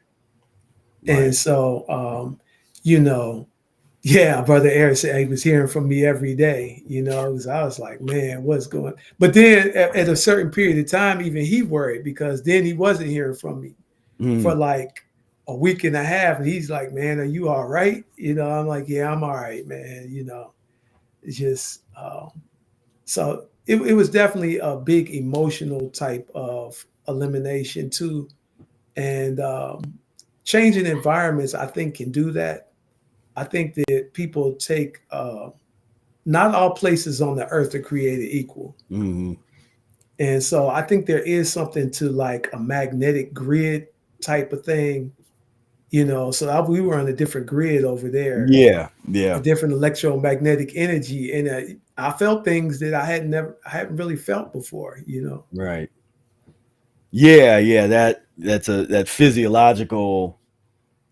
You get so sensitive as you clean yourself out. You're getting more and more sensitive to vibrations and energy and sounds and smells, and all of your senses are way heightened, which is the thing. It's like it's very hard to explain that to somebody because until you experience it, I can tell you like, yeah, my sense of smell is really strong, then if somebody's around me and they can see like I'm smelling stuff from a mile away, then they're like, okay, we see what you're talking about. But it's still like, so when you take yourself to a particular environment, we feel all those different energies, and the vibrations is much more, much more in tune to what's going on. And I can see how that, back to Africa, practicing a diet, because the people gave off of energy, and and man, the earth is a body too. I think people don't really think of it like that, but I mean, the earth is a body too. Yeah. And so, that part of the earth, that part of the body felt different over there than this part of the body we call earth. Yeah. Well, because it's basically like, if you will, Cincinnati going from the colon, like the very bottom of the colon, to Africa, which would be like the lungs or something, so. Right. Yeah. I think I had kind of taken that part for granted a little bit, as far as what you might go through in that regard, because we were so preoccupied with finding a house and all the logistics, how to navigate all the immigration stuff and everything. So yeah, it was definitely an intense period of time, for various reasons. But like I didn't really have any type of symptoms that were so severe that like they had to like call the ambulance or anything like that, or even really feel that worried. But inside of myself, I felt like something was off or wrong, you know what I mean? And so I think that it took me deeper into, more than anything, it took me deeper into an emotional cleanse than I had been in. Yeah, it's interesting. That was you have children, man. You stuff stuff. I guess you stuff stuff down to an extent and try to keep the face on. You know what I mean? Yeah, well, I mean it makes sense that I would have meant with raising the family in that way, which was what a lot of parents do or did, especially the old school, where you kind of stuff your emotions down so that you're just present for the family, working with the family, and then you have to go off to yourself and eliminate, go through those emotional eliminations. But if you never do that, then your body and your elimination forces you to do it, then that's when you have those breakdowns. And I know I was like one of the, as I've talked about, my practice, because if we talk about yoga, like, I got my Sedona method yoga, which was like my version of just emotional release yoga, which I've done. I got into before practicing the Mucusless diet. And that it's a very simple process and methodology, but man, I mean, it really helped me along this path, because it's just a habit that the releasing which is our natural state. It's just, as we grow up, society trains us to suppress our emotions and to hold things in. But as I'm sure you've seen with the young people up to a certain age, they can shift through multiple emotions quickly. Oh yeah. When they ain't holding on to nothing, they can be like super happy, then kind of sad, then kind of amazed, and then they get in the matter of a minute or two, they can go through all these different emotions, and they didn't hold on to one of them. It just flowed. Right. And but as we get older, we don't do that anymore. We don't learn. We don't know. It's like we're taught to not flow and to not just be freely expressive with our emotions. And then when we start holding things in, and then that's obstruction. That's emotional obstruction on that plane of existence. And so that's why I warn people when they start to do the fasting, that if you either need to know how to do those kind of releasing for yourself. Like, it doesn't have to be Sedona method, it can be something else, but you better have something. that because Right. it all works the same. It deals with the neuroplasticity in the brain, and you can break it down from a scientific perspective or a spiritual perspective. At the end of the day, it's all vitality equals power minus obstruction. But if you don't deal with that, like, and people get caught off guard because they'll be doing a fast, and then all of a sudden they're like, man, I was crying all day yesterday, and then I got furious, and all this anger came up, and I'm like, that's what I told you, that all those emotions that have been suppressed are going to come up because Yeah. people suppress that. And then most people, that if you're not practicing the Mucus's diet, you're suppressing your emotions with the food that you're eating and the coffee you're drinking and all the different smoking and the drugs and the weed and all that stuff. So much stuff is suppressed, and that's why as soon as they start to take that stuff away and clean themselves up, for some of them it's unbearable because they feel so uncomfortable in their body. Just in their regular body is just so uncomfortable because they don't know what it is to experience the body without stimulation. Yeah, man. And then, the president ended up dying while we were over there. And that was intense too, man. Under, some kind of controversial circumstance. I mean, they said he had a heart attack or something, but it was like he was somebody who took a different kind of stance against Europe and coming in and taking the resources and things of that nature.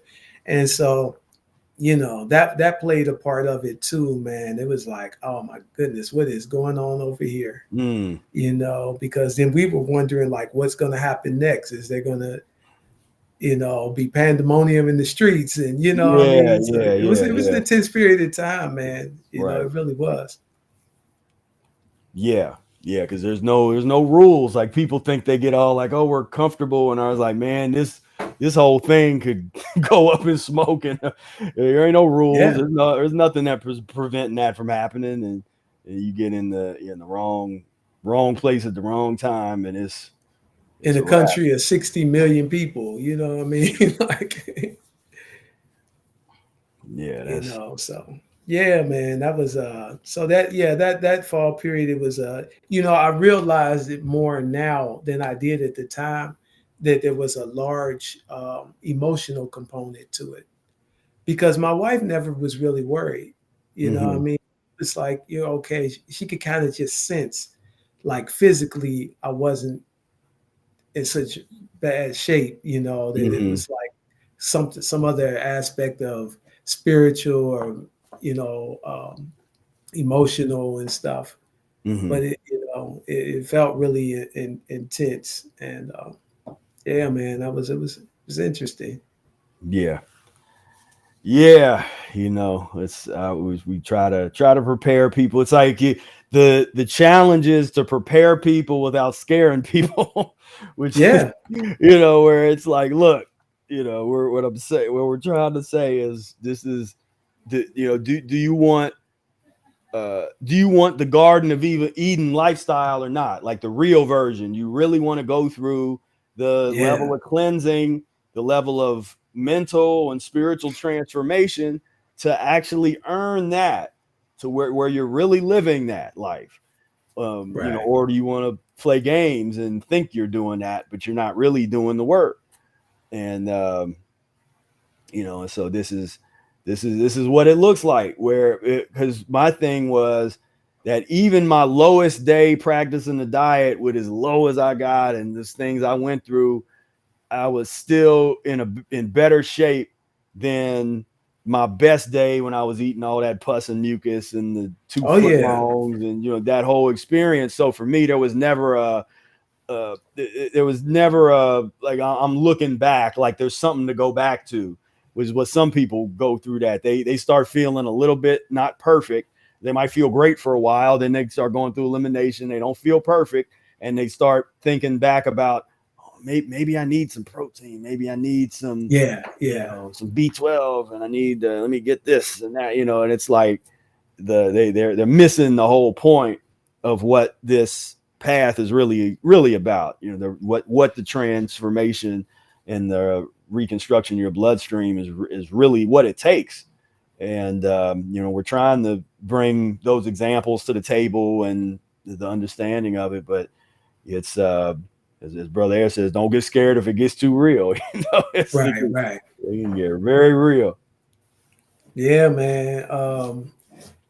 Yeah, man. The whole process, man, is a beautiful thing. That excuse me. Sometimes people can become so fearful, and they say, "Well, what if you die doing it?" It's like, well, if that's the case, then I know that this has lengthened my life over what I would have been if what it would have been had I not done it. So Right. then it's still extended my life. Then I mean, I still wouldn't change anything. Right. I still wouldn't change anything. So, once you take away those kind of little elementary fears, then you can really experience the beauty of practicing it. Right. You know, once you get past the little, lower level logical parts of it, now you're really into something. Yeah. I remember Vic saying he would talk about, getting dizzy, and he'd say, well, then let's see how dizzy we can get. What I mean, that was his attitude about it. Yeah. Yeah. It's Right. like he's like, bring it on. Yeah. Like you run. Yeah. You run toward the eliminations. Yeah, man. In a And smart we're way. we're telling we're telling yeah, exactly. Yeah. We're telling everybody to be smart now, but Yeah. at a certain point, um, you have to go through what you have to go through, man. What One thing I've noticed about the transition liberty, the transition diet, is that everybody goes there at some point in their life. They can be old and feeble. There's certain things they're just not going to eat anymore. And it's like, why not consciously go through it? I was listening to an interview of a well-respected raw food elder, and he's in his like later 70s now.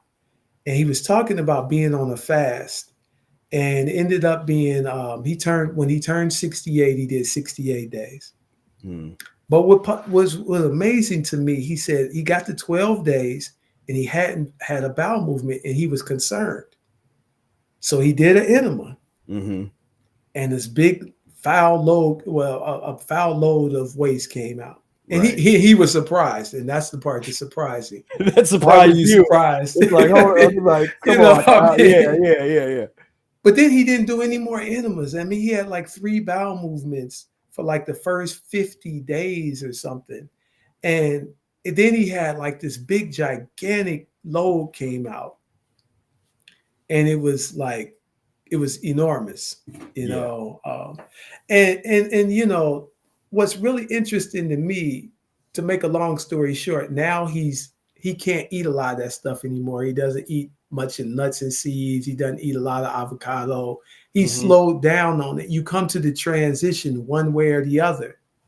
But to all our, raw foodist brothers and sisters, I just say, like, well, do it all along the way. Do it in a way where, you realize that these are transitional foods, Right. and that you can, kind of like dictate the speed of your transition and get to a stronger place down the road, because Yeah. I think what happens with a lot of people, man, is that I realized this over the years too, is that they look at nutrition the same as everybody else.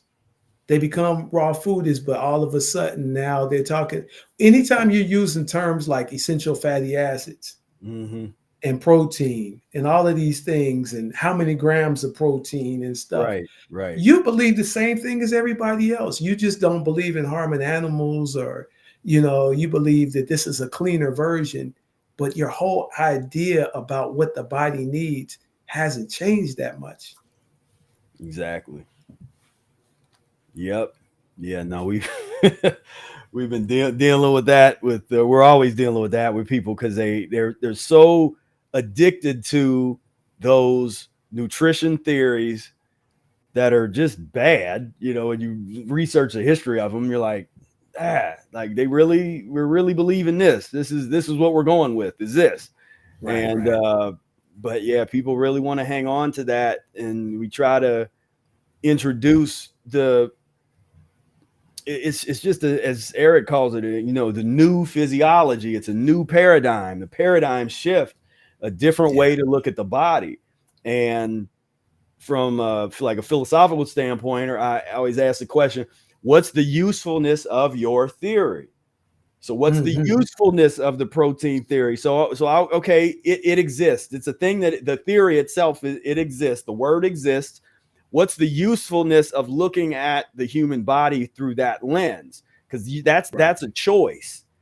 You know, where you can try to look at it through that lens. You can the harebrained calorie theory. You can go that direction. You know, you can. But what's the real usefulness of that? What's the usefulness of looking at foods for their eliminative abilities and properties?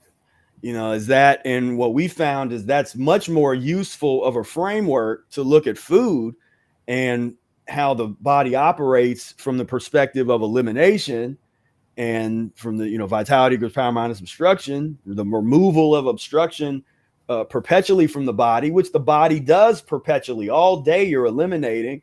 And then when you eat, you can either aid your body in the perpetual elimination it's already doing, or you can obstruct that elimination, you know. But that's the shift. That's the difference in opinion, well, not opinion, but just paradigm, a different way to look at human physiology. Well, one thing that I try to do to bridge the gap, because I guess people think of we're this great confrontationalist. Really, we want to get along, man. People don't know that about us. But, you know, so how I try to bridge the gap is this. Okay, I won't deny that there's some kind of a natural chemical substance in these foods. And you might call it vitamin A. There's something in carrots that makes them orange. I'll agree with that. Mm-hmm. But what I'm saying is, as a consumer of food, there's no way for the average lay person to be able to tell what vitamins in their food without their internet knowledge. Yeah, right. Yeah. You know, without their internet knowledge and the commercials that they watch, you know. I mean, how could you measure it? I don't have, I'm gonna be honest, I don't have any machines. Right. You know, I mean, maybe these guys got machines at home where they can break stuff down in subatomic particles and look at it under a microscope. What kind of way of life, a way to live is that? You know what I mean? Where you look at your food that way. Right. And so, you know, there is some kind of chemical substance in there, but in our world, how does it eliminate from the body? How well does it eliminate? How long is the transit time? Right. Between when you eat it and when it comes out. All of these things are the factors. That's the way we look at food, you know, rather than, you know, your protein needs. And so if all cooked foods aren't created equal, all proteins aren't created equal either, obviously, if they got Mickey D's on there, but you know. Get 55% of your daily protein needs. We got our nutrition information. It's got 59% protein, vitamin A, 18%, vitamin C, 75%, thiamine, 25%, riboflavin, niacin, iron, calcium. Man, this is wholesome. Man, you can get but it could cause high blood pressure. It may cause high blood pressure. Yeah, it may cause high blood pressure. It may cause strokes and heart attacks and osteoporosis and so on and so forth. And so that's a point I always try to make, is if you really look at the history of your understanding of the concept of nutrition, you would, I think, almost anybody that was born after, you know, Google Truth, anybody born after, you know, I don't know, 1950 would have to admit that their whole understanding of nutrition is based on advertising like this. Advertising of, you know, of the, anytime when you're selling something, as from the perspective of marketing and advertising, you want to try and create an ad that makes the person feel as if they need your product. So people in food industry, the meat and the dairy folks, they got real hip to this real quick, and they're like, okay, let's take this weird nutritional concepts that we have, and let's just say, since you need this anyway, you might as well get it from us. Since you need protein, Right. you might as well get it from a Big Mac. Since you need calcium, you might as well get it from some homogenized cow pus, from Right. ours Right. that we're selling to you. And so that's where I encourage people to do an audit on all, because I grew up with all those cereal advertisements that was just how much all this cereal was fortified with all this stuff, when it was just mostly corn syrup and just garbage. Right. But they've framed it like it's healthy. It's, oh, this is, Because man, they are above the law. The average person like me and you will be subject to false advertising claims. Mm-hmm. You say the wrong thing, then it's libel, and all these legal terms. Who checks these large corporations? We're not even going to shout them out and say their name. Who's going to check them on false advertising? Right. Who's going to check the medical industry on putting things out there that aren't necessarily true? I mean, even though it gets brought up all the time that certain medications, they're always safe until they're deemed unsafe. Right. Yeah. You know what I mean? So they're above the law when it comes to this stuff anyway, man. So anybody who lives their life by that kind of information, man, is rolling the dice with their life. Yeah. Most definitely. Yeah, it's an interesting, the whole question of nutrition. I mean, I have a feeling that's going to be a discussion over the next couple years that we're going to be getting into more as things start to pop and stuff. People really take a look, because once they start to realize how different our paradigm really is, like how differently we think about food and diet is very different from the average raw foodist, the average vegan, the average vegetarian, whatever it is, like whoever they are, the average natural hygienist. This is a different paradigm. It's strong enough to stand on its own, to be a distinctive paradigm. Right.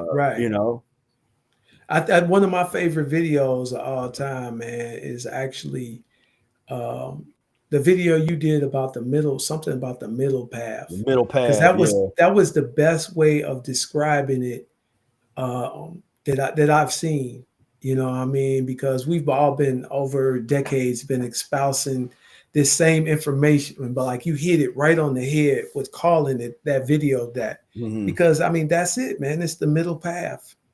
It's the way to push it and to be safe at the same time. Right. It's a way to cleanse and to strengthen at the same time. It's a way to eliminate and be meditative at the same time, man. And I would think that that's what people would want. You know what I mean? Right. Yeah.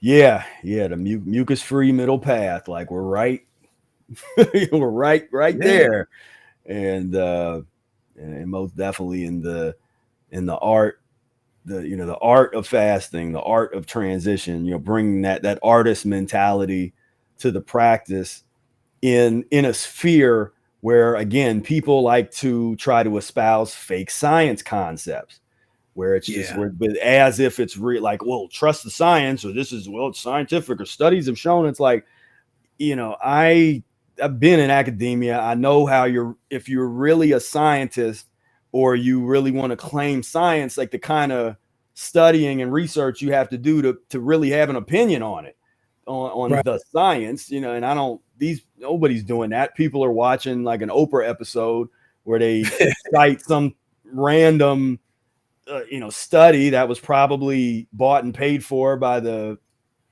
dairy industry or something, and then they say, oh, a study has shown that eating such and such is can be good for this. And it's like, and people really, the sad thing and the dangerous thing is people's opinions and paradigm about health is really shaped by that.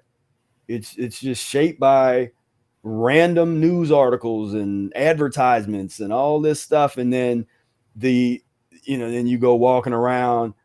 I always notice it more in Cincinnati than anywhere else. If I go to like a supermarket in Cincinnati, and just the level of despair, and people don't know. It's like people not knowing they're in hell. They're just the pain and the suffering. People that are hunched over, kind of walking, and of all ages, they're just sort of walking, and just the whole vibe. And what people are doing is, they're kind of like shells of themselves, but they put themselves in front of a screen and then live vicariously through some celebrity. So Right. they really don't realize the condition that they're in, because their whole consciousness is baked into the Real Housewives or whatever, and Jerry Springer show, and whatever's on TV, and or whatever streaming, and that's been sad to see, because I talked about this in a couple videos where I'm empathetic. Like, I have this thing where I can feel, if I'm walking around, like I can feel people, and I can feel that their pain like that. And I mean, I have the ability where I can kind of turn that off and put the blinders on sometimes. But if I'm fasting or eating really clean, I really can't. And so I go into an environment like that, and it's like uncomfortable, not in a way of like, man, I got to get out of here. It's uncomfortable in a sad way. Like, I feel the despair that people have, that, and they're not conscious of it. They're walking, or they're living their life. They're going around, they're getting the stuff, but you look in what they got in the, they're limping around, or you can see that they have ailments and they hurt, and they got all this stuff, trash in their cart. And that just, I don't know, that it's all just bothers me. And that's why I do what I do. But it's like that. Yeah. That's like, it's because it's not that hard. People don't have to be Brother Air. You don't have to do what we're doing at this level to feel better by just changing your diet a little bit. Right. and cleaning that colon out a little, like just to get started, and that's where I'm like, man, this people, the whole level could at least get, because I'm not saying everybody's gonna, be doing jumping jacks in their 80s overnight kind of thing, but you can feel a lot better than you did, man. I agree. And I'm fortunate to have had a lot of family members at least make it to their 90s and stuff. And I've got a great aunt. Yeah, my mother's aunt now, who is still alive in California. And she's like, I don't know, 94 or something like that. Maybe older than that. And she's the oldest sibling still alive of my grandmother's siblings. And, you just makes you wonder, like, what if they had just a little bit of this? Like, what's the potential there? Right. Yep. You know what I mean? What's the potential? And, looking at that, their children don't make it that old. I mean, some of them are burying their children, man. You know what I mean? And that whole fraction of a fraction thing, it's a deep thing, man. It's like, this is a time for the whole earth to shift in another direction. And, how you say, we could do this the easy way, or we could do it the hard way.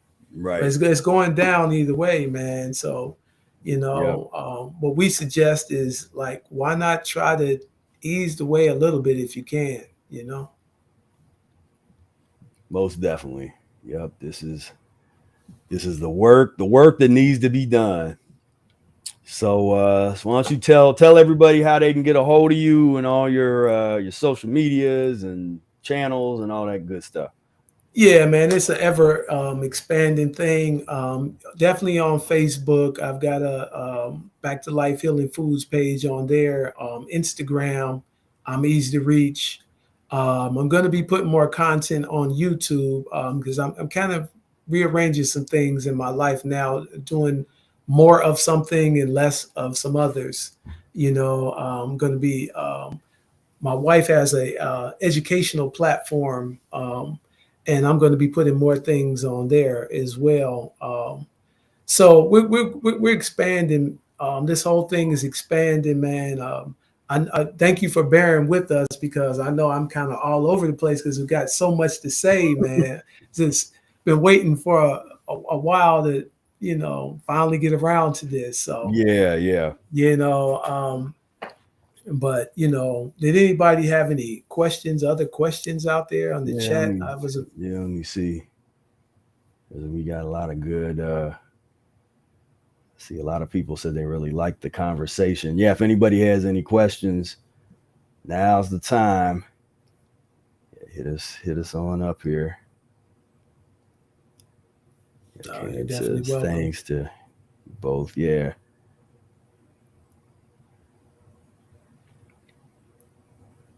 We definitely got a lot more we could talk about. Oh, We could yeah. No, more we stuff in could. the future. Yeah. This is. We barely cracked the surface. Yeah. Honestly, No, we definitely do this again, and keep. brother. I think that's Trayvon. Hats off. He said, "Hats off to you, brother Khaleeq." I definitely appreciate it, man. The recognition, and really, the reason we put this out there is for people like you who are newer parents and wondering how you're going to raise your children, man. To just let you know, like, it's going to be okay. Things work out. They work out financially. They work out socially. Things work out, man. Stay the course, and I'll keep being the best example you can be for your youth, and because they're always watching.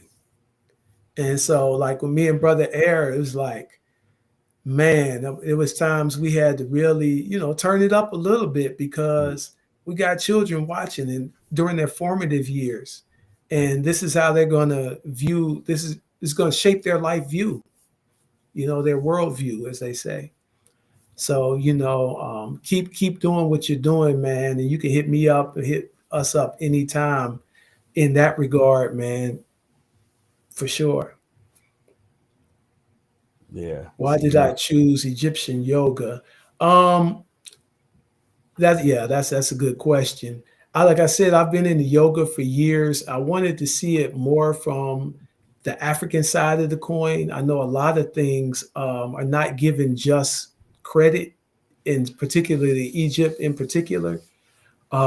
Even as being a forerunner to what became the Mucusless Diet Healing System. So many things came from different aspects of Egyptian culture at different times. So I wanted to see it more from that side and connect with some more of the Egyptian movements, as you see on the walls, on the hieroglyphs and things of that nature.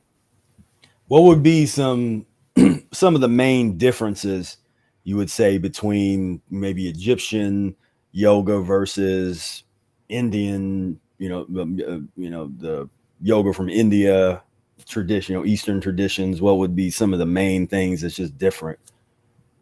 Well, first of all, there's a lot of similarities, because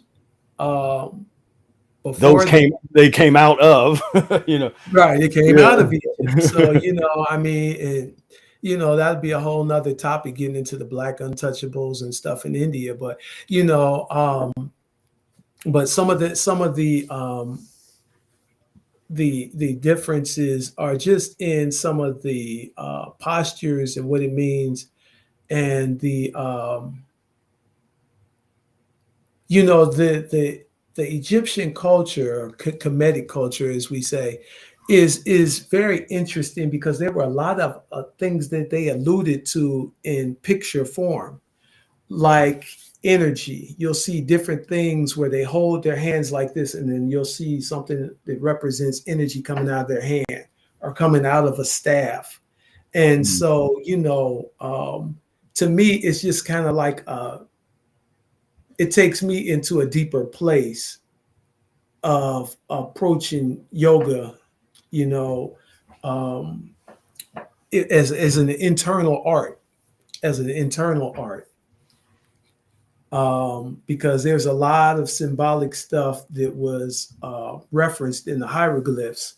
And it kind of makes you see like, okay, there's some power in some of these movements if you clean yourself up Right. and then you do it, you know. So that's where I was coming from, was getting into it.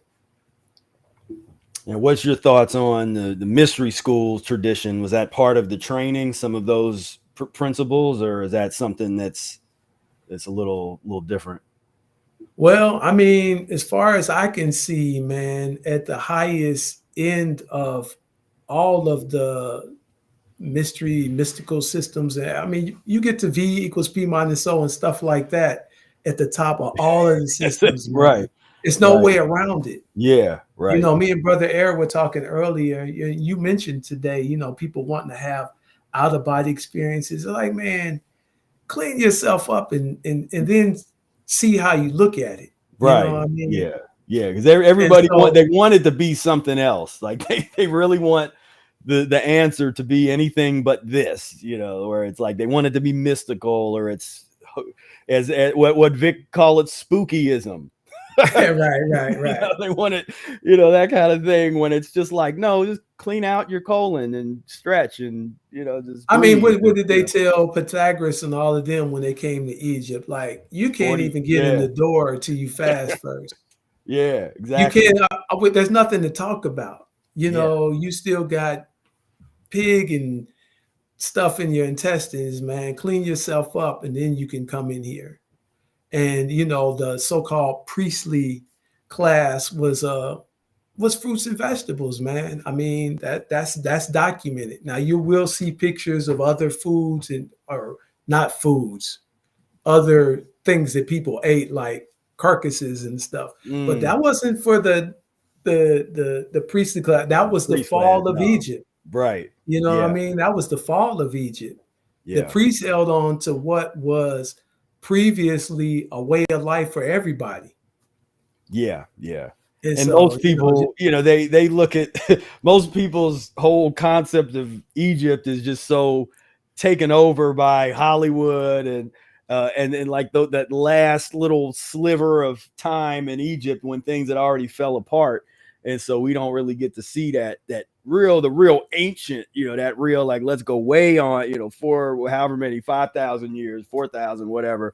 You know, everybody's kind of into the more recent stuff when it's like, man, the party was already over by that point. You know, you got to go back to really get that information. But yeah, I find it always found that interesting. Like I said, and because where Eric points that out with the Pythagoras, so you had to fast for 40 days before you could get into the school. Like, that's a real university. That's what a university should be, in a university institution structure that would have some real heavy information. And that was his story of how it happened, man. Because I can just imagine the first couple of times they were like, man, get your ass out of here.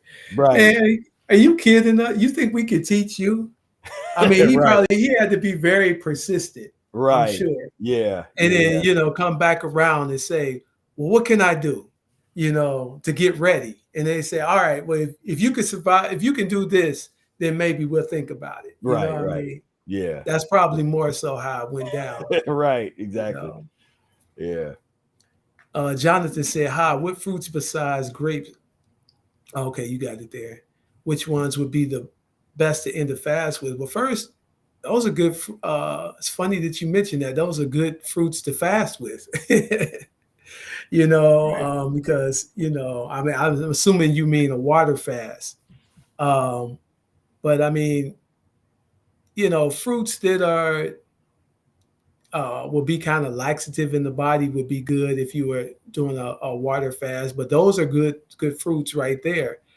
And the reason I say it's strange that he mentioned that, because I've been doing a little bit of fast, and I wanted to be in a good, you know, state when I came to do this.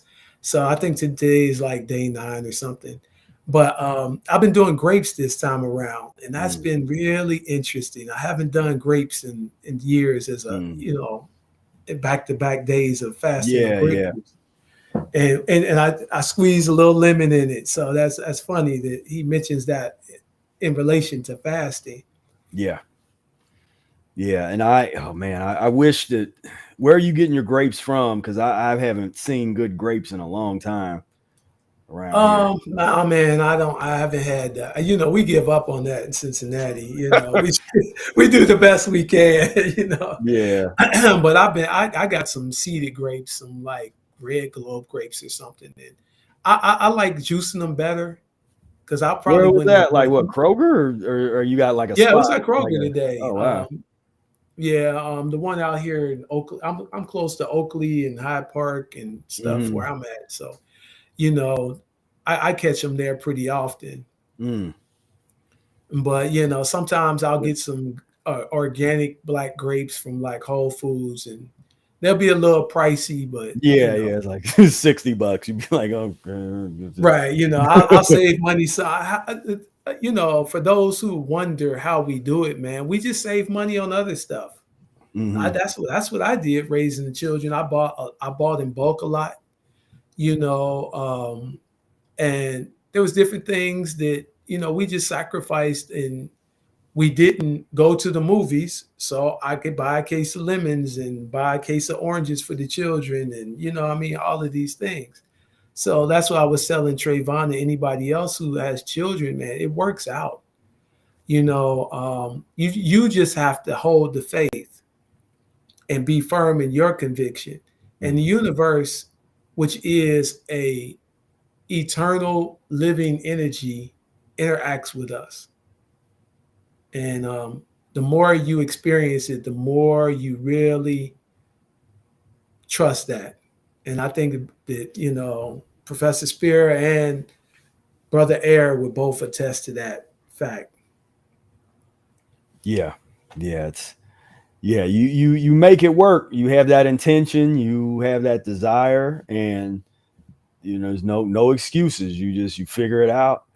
And I just went up to. I wish I'd have bought more of these pineapples up at Jungle Gyms. I was in town the other day, Okay. and man, those were some of the best pineapple I'd had in a long time.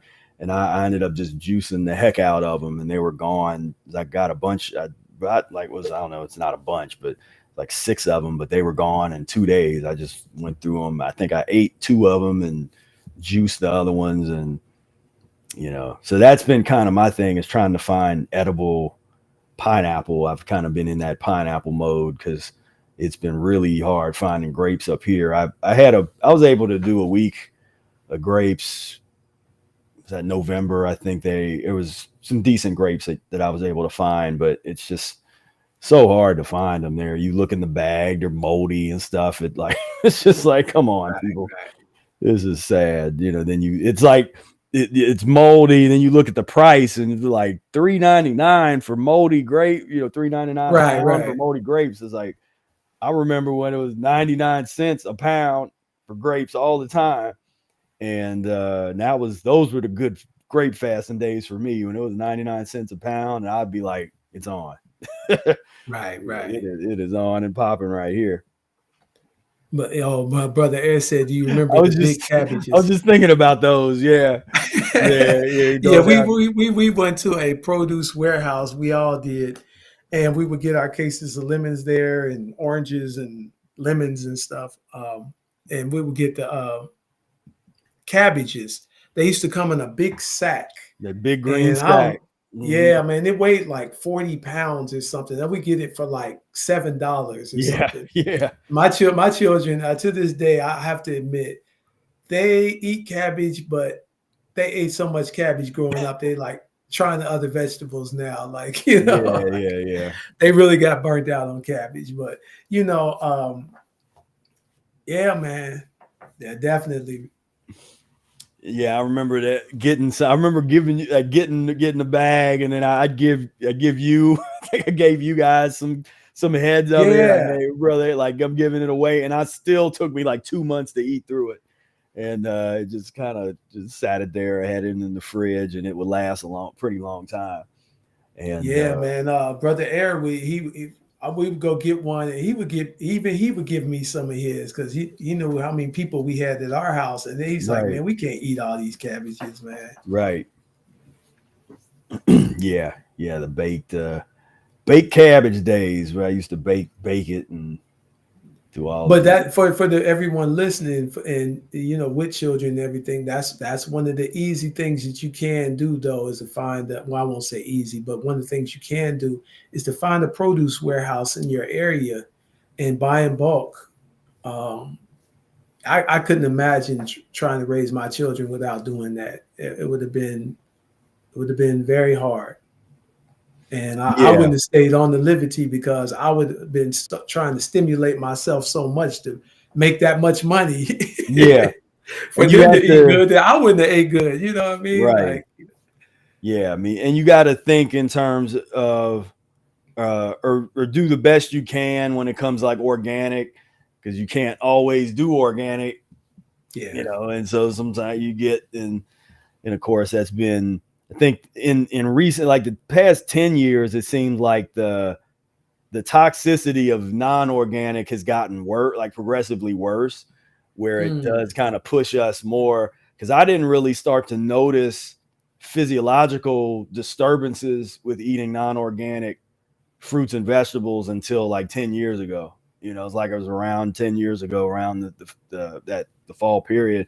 But that's when I actually noticed where I'd eat or drink some juice or something that was of some non-organic stuff, and I would have like an anxiety response to it. I could actually feel like, and then it would be there until I urinated, like till I eliminated, and then I all of a sudden urinate, and it'd be like I'd feel better again. And then so I kind of experimented a little bit with like, okay, well, let me here's here's organic, and then the next time, okay, here's non-organic, and then I would have that experience again. And so that's when I started to be like, okay, well, there is something to it. Everybody's body is at a different level of sensitivity, so my body was also some type of neurotoxin or something. Yeah, it's the neurotoxic stuff is really what the worst stuff that's in it. And but you do the best that you can in terms of deciding what do you select that's organic, what is not organic, and you just sort of figure it out as you go along. But yeah, these days I try to get as many vegetables as I can organic for sure. Right. Like lettuce and stuff, I pretty much try to only eat the organic, like red leaf lettuce and stuff. But our family's a lot smaller now, and I'm not buying in bulk because I would have been in trouble having that standard of organic foods because the warehouse didn't have anything organic hardly ever. Yeah, I think for families that want some of the bulk organic stuff at a reasonable price would probably be like Costco.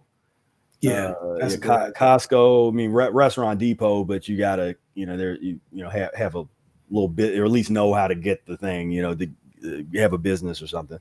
But yeah, Costco, they have quite a bit of organic, packages of like bulk organic things that are not as cheap as the old school produce spots, but that's cheaper than Kroger in the regular stores. And so that's an option, definitely, particularly for vegetables, even more so. But even they'll have like a whole bunch of organic apples that are reasonable that you can, as far as like a bunch of organic Fuji's or that kind of stuff. And so that's I don't go to Costco I've only been there a couple of times. That might be something even for us if I run out of the options to try there too. Yeah, something to check out. Like it's worth going and getting. I mean, I don't have a card. It was like when I was with people that would have the card, but I got a chance to see how that works because I don't have a membership myself and go there because it's kind of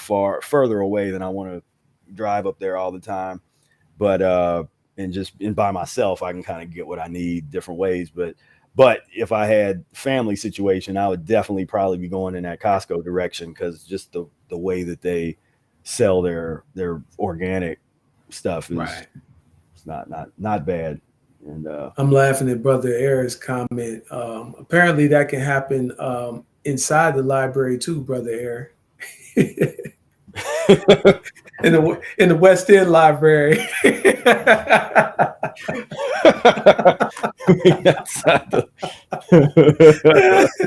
It's an inside joke. It's another story for it.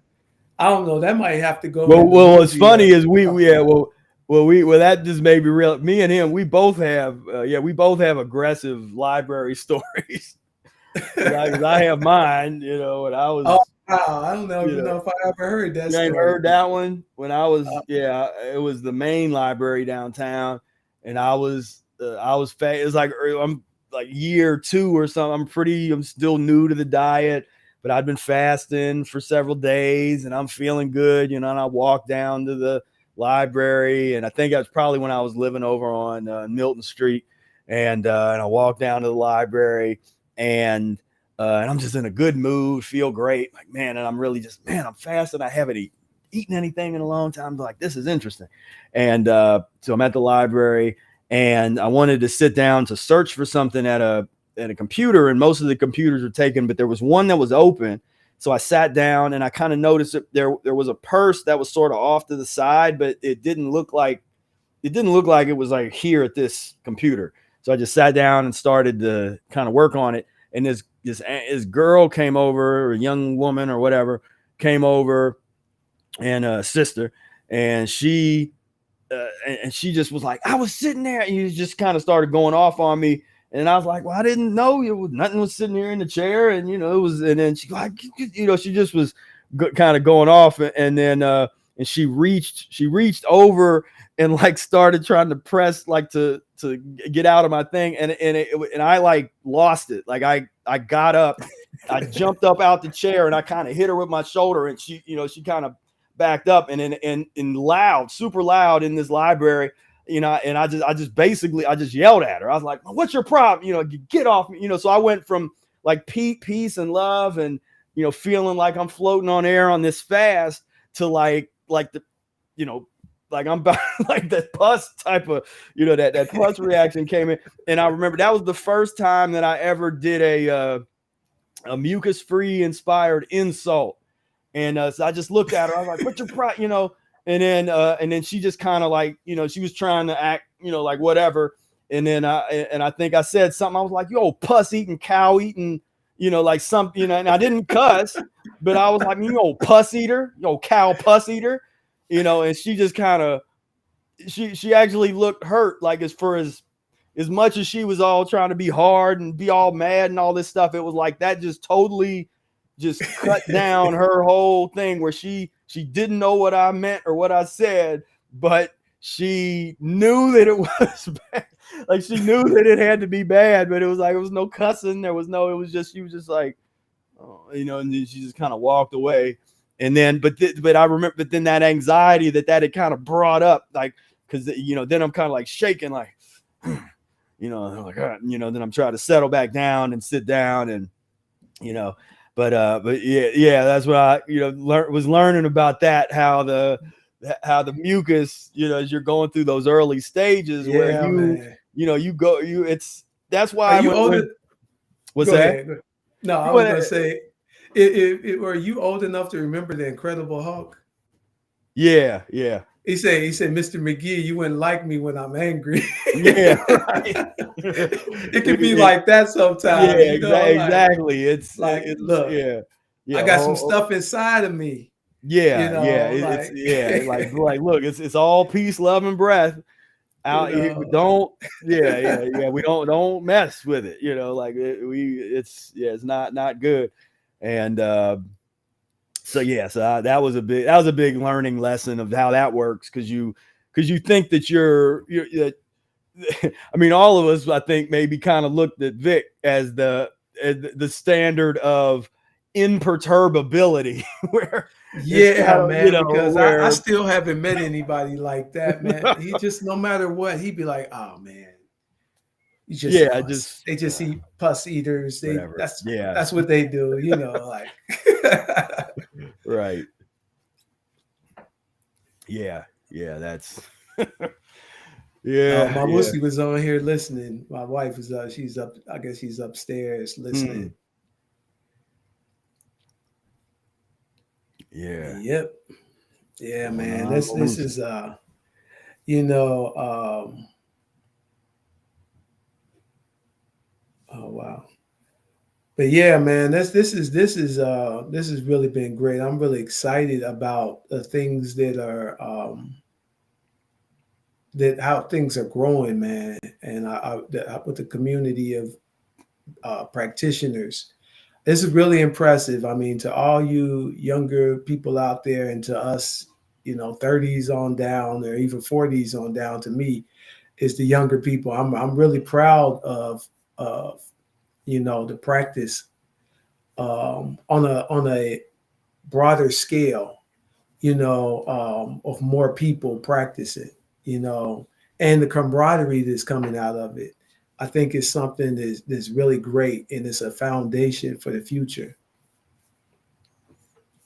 Yeah, So, yeah, most definitely. And I still remember some of those just the round table meetings and those discussions where we started putting these things into the ether, into place, where like the plan, like, all right, we're gonna do this. We get out here and put the media out and the music and the well, yeah, man, culture. you were like a young Marine.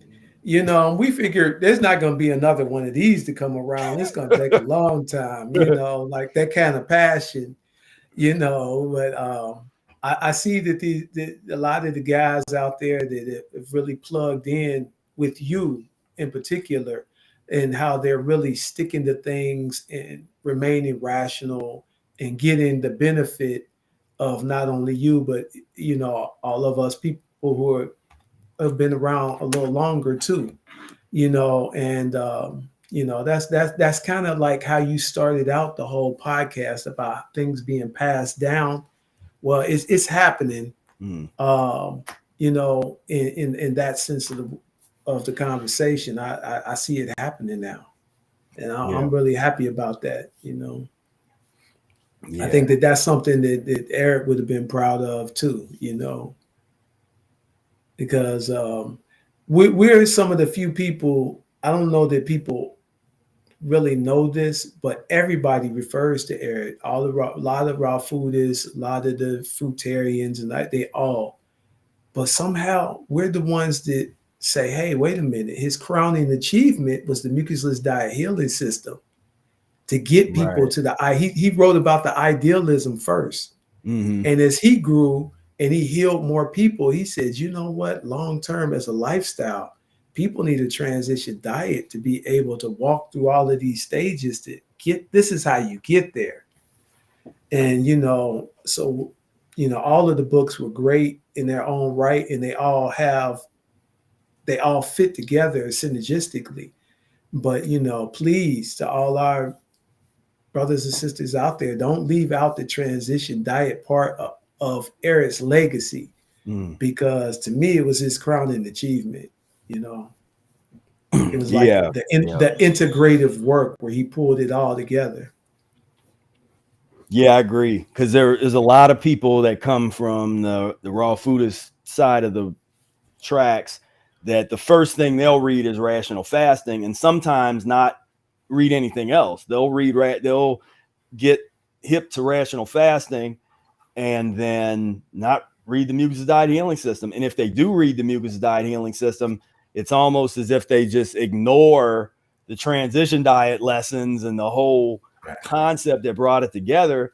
And from what it looked like in terms of the timing of his writings, when you look at rational fasting, and most of the articles in there were published first, earlier than it was like some years between that, and then when you listen to how he's talking in the Mucus's diet, particularly in the transition diet sections, it's like he learned something from working with Right, definitely. thousands more people in the sanitariums, like in those 10 years, from 1910 to 1922. Like, he had really learned something and incorporated the transitional methodology. And like you said, I agree with that. That was the crowning achievement that brought the whole thing together, that really made it a sustainable, scientific, spiritual, whatever, that made it a real important thing, just a real important thing that is the missing link, that So now missing we're link. going to, I'm sorry, go ahead, man. Well, I was just going to say, that missing link of humanity, because when you go through all of these historical traditions, whether it's Egyptian mystery schools or, just pick a tradition, and the thing that's going to be the weakest will always be the physiological consciousness practices. It's always going to be something missing in it. Even if they have a little something, they might have a little fasting, a little don't drink milk, or don't eat cow, or don't eat pig, or they'll have or like do a little vision quest, but then take an hallucinogen. Well, you fast, you might even dry fast for 4 days, but you take a hallucinogen. Right. Yeah. Yeah, I agree. Yeah. So it's just But yeah, something man, about that. I wanted to add another aspect. It just came to me as you were saying that. Okay, so can we say this? Can we say that the Mucusless Diet Healing System gives you the ability to prophesy some things? Because there's been so many people we've seen over the years who just eat fruit, and then we go, oh boy, we're just waiting, and we're like, man, I say about 3 or 4 more years, and I've seen you do it on video, man. Right. There's a record of you saying it. We Right. say it kind of like off the record. You say it on the record, Right. Yeah. So without calling anybody out in particular, let's just say a young man who was known for eating mangoes. Exclusively. Yeah. And then next thing you know, man, he's eating meat, he's eating it's like, that's so unnecessary. Yeah. But that's what happens when you just read parts of rational fasting, and then you're off to the races. You're a fruitarian. You're a fruitarian who the only other thing that besides that is alternating with fasting. Fasting and fasting and fruit diet, all fruit diet. Right. And usually water fasting, usually. And water fasting, exactly. But that's what I'm saying. That's why I say that the healing system was the crowning achievement, because, he definitely was not in favor anymore of giving people water fast only and stuff. Especially the real sick people. He's like, nah, man, I found that this is better now. And so I think that we're the ones that upheld his part of his legacy that gets ignored, and that's the healing system, man. The transition diet and everything. Yeah. Yeah. And it never ceases to amaze me how hard it is for people to get to it, as much as it just seems so rational to us and like it would just be easy. It's not complicated. It doesn't take some master intellect to get it, but for some reason there's blockages that prevent the average person from really, or even the above average person, seems like, to just be able to get it. And part of that sometimes might be some ego. There's all kinds of reasons, but you got to be this path forces you to be humble. This diet is going to humble you. You are not on whatever level you think you're on. You're not. Right. Like, it's going to humble you, get ready, and I think a lot of people don't like that. They don't want to be humbled. They want to be, they like that. It's like the perpetual, pat on the back, and just everything is just up, when it's like, man, this ain't going to end well if you don't really have a real respect. Like we said earlier, people don't have a respect for the tools, for the juice, to have a real respect for fasting, a real respect for and to honor the opportunity to make juice, to live in an era where we have these machines where there is good and bad technology. It's how you use it. So we got some good technology. We got to be able to juice and to be able to, but because even if we didn't have that technology, we could still have the presses. I guess we'd have to juice the grapes with our feet back in the day, it'd still be possible. But it has Stomping the grapes, yeah. stomping the grapes, and you know that whole thing. And so it could be done at any time in history, but this I think is a particularly good time for Yeah. all this to really come to light, because to be able to, because even though the a lot of the quality of the food is bad, and all the the things that the people complain about with all the pesticides, all those, like, all that stuff is not good, but you didn't know that until your consciousness rose up a little bit, and then all of a sudden people, they go from eating horrible diet to now they've gotten some benefits, eating fruits and vegetables, their consciousness raised a little bit. Now they feel as if they're entitled to fresh organic fruits and vegetables, and it's like, you didn't want that when you were eating Big Macs. Now all of a sudden you Right, want it, right. because we would have that if there was more people with a consciousness that demanded that, it would be there, and so there is more. It is starting to get a little more available depending on where you are in the in the country or the Oh world. man, compared to when I was growing up and when Brother Air was growing up, man, I mean the grocery store was like iceberg lettuce, tomatoes, cucumbers, radishes. I guess people were really into radishes back in the day because that was a big Mm, part, of things. But yeah, man, with Rational Fasting was a beautiful book. But if you could come up with a nickname for the Mucusless Diet Healing System, it could be Rational Eating.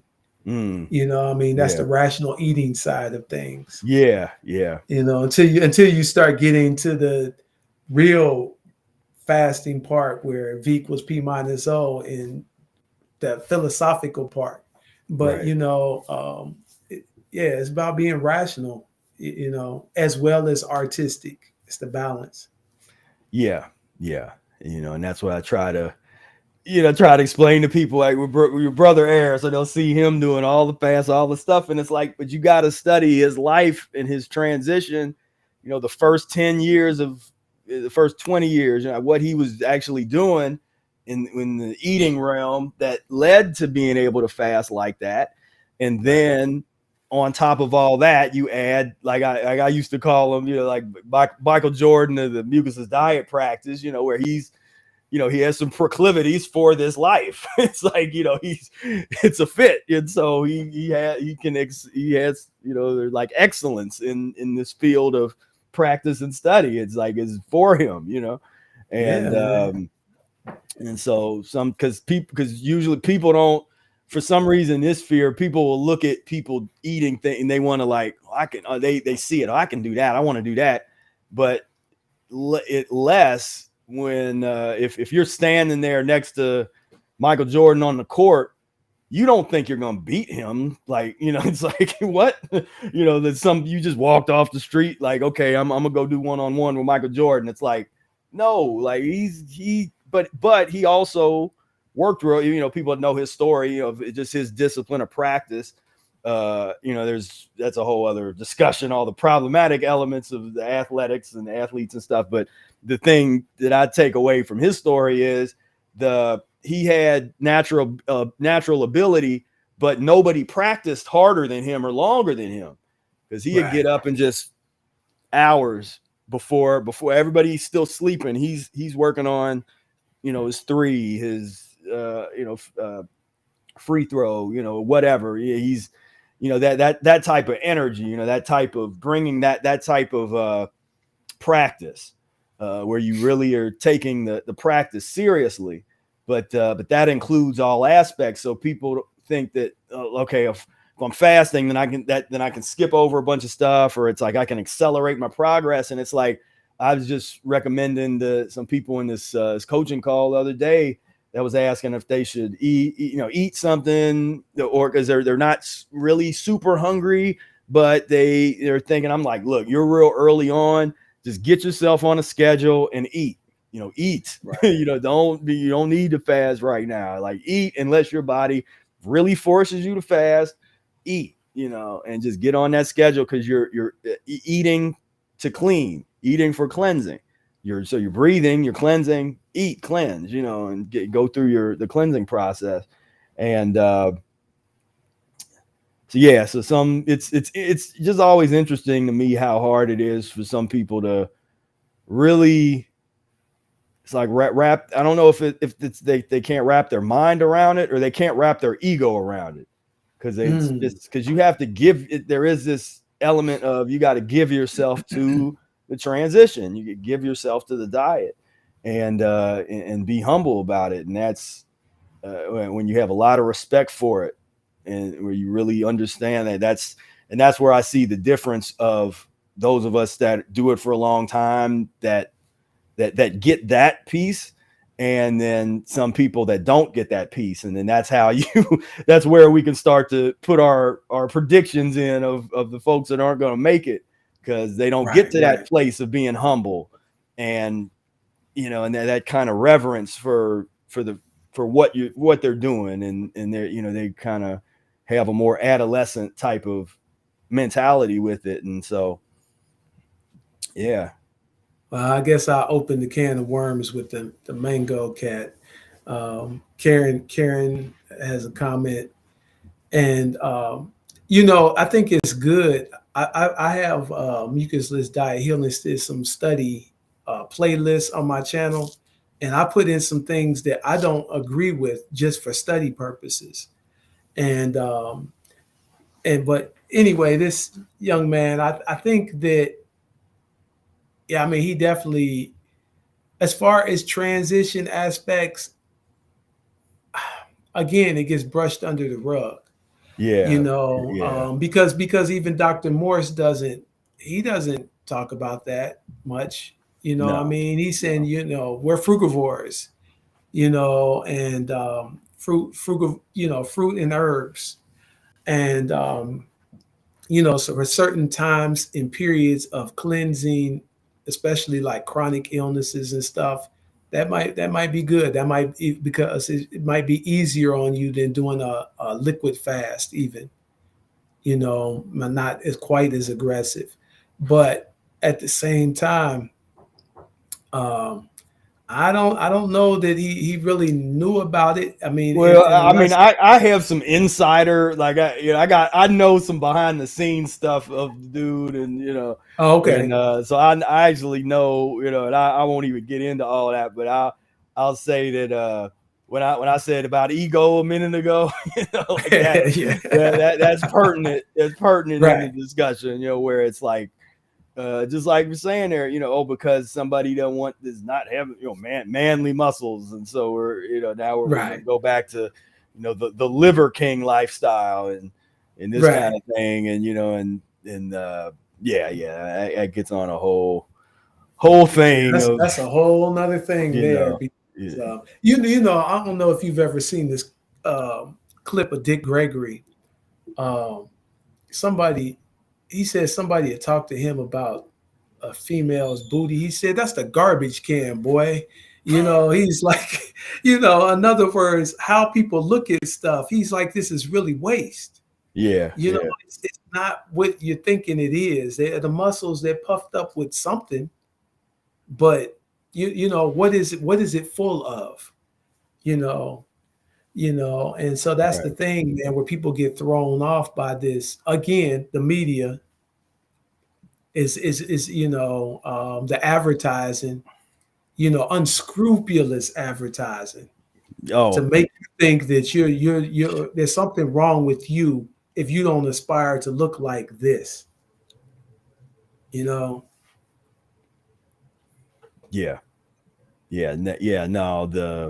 it's all right. So Kara, so real quick. So there was a point where that person, he had copied and pasted, he had copied and pasted whole articles of mine, and didn't link it to me, and didn't quote me or link it to me. Like he posted up like he wrote it, and I had to call him out on it, like, in a private message, like, hey bro, like you literally just copied and pasted this from my website and put it up, and didn't attribute, and I'm from academia. That's a no. You don't plagiarize. Like you can use it. It's public knowledge. I put it out there publicly, so you don't have to get my permission. But I would appreciate, don't post it like you wrote it, like put my name there, put quotes in it, put a link to where you found it at, and you know, but that was a whole other thing with there was a lot of content that went up on his thing that was like that, where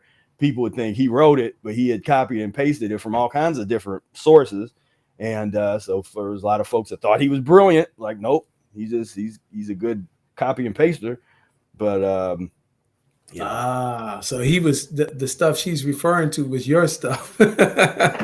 yeah, because there was a point where somebody asked, where he was going through something, like somebody had specifically told, like he kind of got a recommendation from me through somebody else that I were told him, because he was going through something. It was like, look, man, you need to, like, everything you're doing is wrong. Like, these long mango fasts and this long fruit stuff and trying to, it was just like, take a look at the transition diet methodology. But it's like so stuck in the raw food dogma and in the fruitarian dogma that he didn't want to really give that a shot.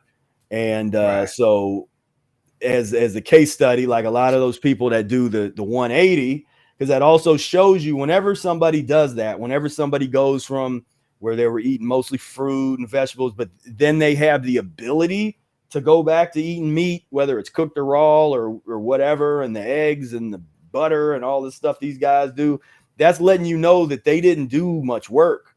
They didn't do much. They didn't change their physiology, because when you totally change your physiology permanently, the only way you would be able to do that is you would have to transition backward. You would have to literally use the same methodology to transition, like in reverse, or you would kill yourself doing that. Eating those things, and so. Yeah, and you were trying to get him to transition backward, but not that far. Oh, yeah, no, it was right. Transition back to some salad and maybe some steamed vegetables. Yeah, there's nothing wrong. Steamed collard greens, steamed mustard greens, kale, like was it baked acorn squash, baked zucchini, but just the whole list of things that are beautiful transitional items that people take from, they remove that from their tool chest, and instead of eating cooked mucus-free, they eat mucus forming raw. And so now they're overeating the nuts and the seeds and the nut pates and the multiple avocados and the all this kind of stuff. And then you end up with Nikocado avocado. I mean, that's a great case study, because that dude used to eat, that was another one. Like, he was in the Morris camp and all that stuff way before he became one of the world's most famous gluttons. He was literally like in the Dr. Morris group, and this was like way years ago. And he had said that he would have a meal of 5 avocados. That was as a meal, nothing else, no salad, no, just 5, eat like 5 avocados. And then I've talked to other raw food folks, and it was like that was like something that was sort of normal. Like some folks was doing that. And I was like, okay, that's not good. And, but he was complaining about something in this forum. And I think I even commented on that. I was like, hey, look, man, you really need to transition. Like, I understand you want to try to eat nothing but fruit and you want to do all this fasting and all this stuff, but you need to give yourself the permission to transition. And he didn't listen to me. And so now he makes millions of dollars stuffing his face with, the guy I'm talking about. Is he still doing that? Yeah, he hasn't. Man. He hasn't. I mean, that's amazing that you can live very long at all doing that, man. I mean, that is like abusing your body to the utmost. Eric warns against that. He said that, a glutton of any kind is you roll in the dice, man. Wow, that's I thought maybe by now he has tried to come back around to something a little healthier. I mean, I think maybe in the past couple months there's been some rumblings that he was trying to change something up, but yeah, no, I mean we can check in on our buddy here. You know, he's still, so this was 2 months ago. You know, so he's Oh my gosh. you know, this type of, so I mean literally this was a guy that was in the Dr. Morris camp, that was in you know, I that never knew he that was in raw food. Morris's camp though, man. Well, I mean, That's crazy. yeah, like he was on. So there, it was the original Doctor, you know, and I don't, you know, Morris didn't know him or anything. They had no, it wasn't Right. like that. It was just he was a member of the The Facebook forum. group, and Yeah. it was into the whole raw food as dog from a dogmatic standpoint, like really trying to eat nothing but fruit. And so he would make some of those like annoying video, like the annoying vegan videos, or like those ones that are kind of judgmental and like I'm better than everybody. And, you know, well, I had 6 avocados today, and, you know, it's just so peaceful, where this is a peaceful way to live. And if you're not living like this, then I feel sorry for you. Like he was that guy. And then I don't know what, you know, what happened, and he became this guy. You know, so he went from that and you know, started going through some elimination, and you know, he's making out with men over here, and this is, you know, it's just, man. It's like the, you know, degeneration personified. Like it's sort of, it's like a cartoon. You know, he's kind of like a cartoon character of debauchery and, you know, United States pus-based living. And you know, and that kind of probably makes $100,000 a month or something, you know. Like, yeah, more, even I think more than that. He definitely makes a few million a year, I'm pretty sure, because he's he has that he's got a couple different channels. So there's this channel that has 3.7 million subscribers. I think he has another channel that also has millions of subscribers. And then he's monetized. He's got his merch going on. He's monetizing that. And so, yeah, I mean, it's just, but this is the kind of stuff in a pus and mucus based society and world. This is the entertainment that people like. You know, this is what they like. They, oh yeah, let's see this guy stuff himself with flaming hot Cheeto, you know, Taco Bell stuff. And why the hell, boy, he's got all these.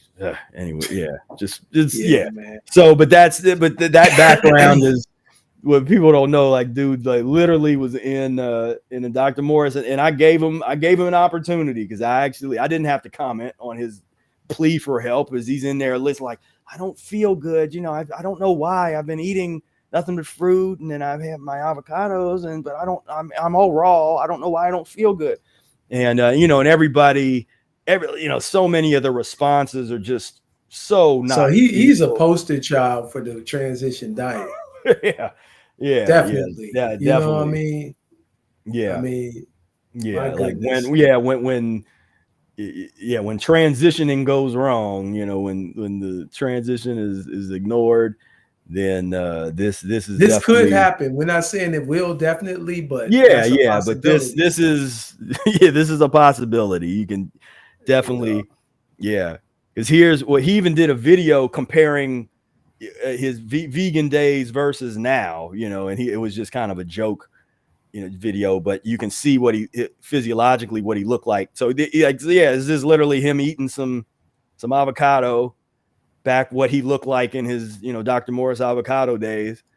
Wow. And then not to tie Dr. Morris's name with him, you know, but it's just for people to have a frame of reference. He was a fan, you know, he was in then that, you know, so that was the transition from you know, and of course he's goofy, you know, he's doing his entertainment. I mean, this is like some Pee Wee Herman stuff, man. Yeah, right. You know, wow. Yeah. I would have never heard of him if I hadn't seen him on the video that you did about it. Yeah, I would have never heard of the guy. But I mean, that's amazing, man. But to all the children out there in the world, let this be a lesson to you. You know, like this is definitely a teachable moment. You know what I mean?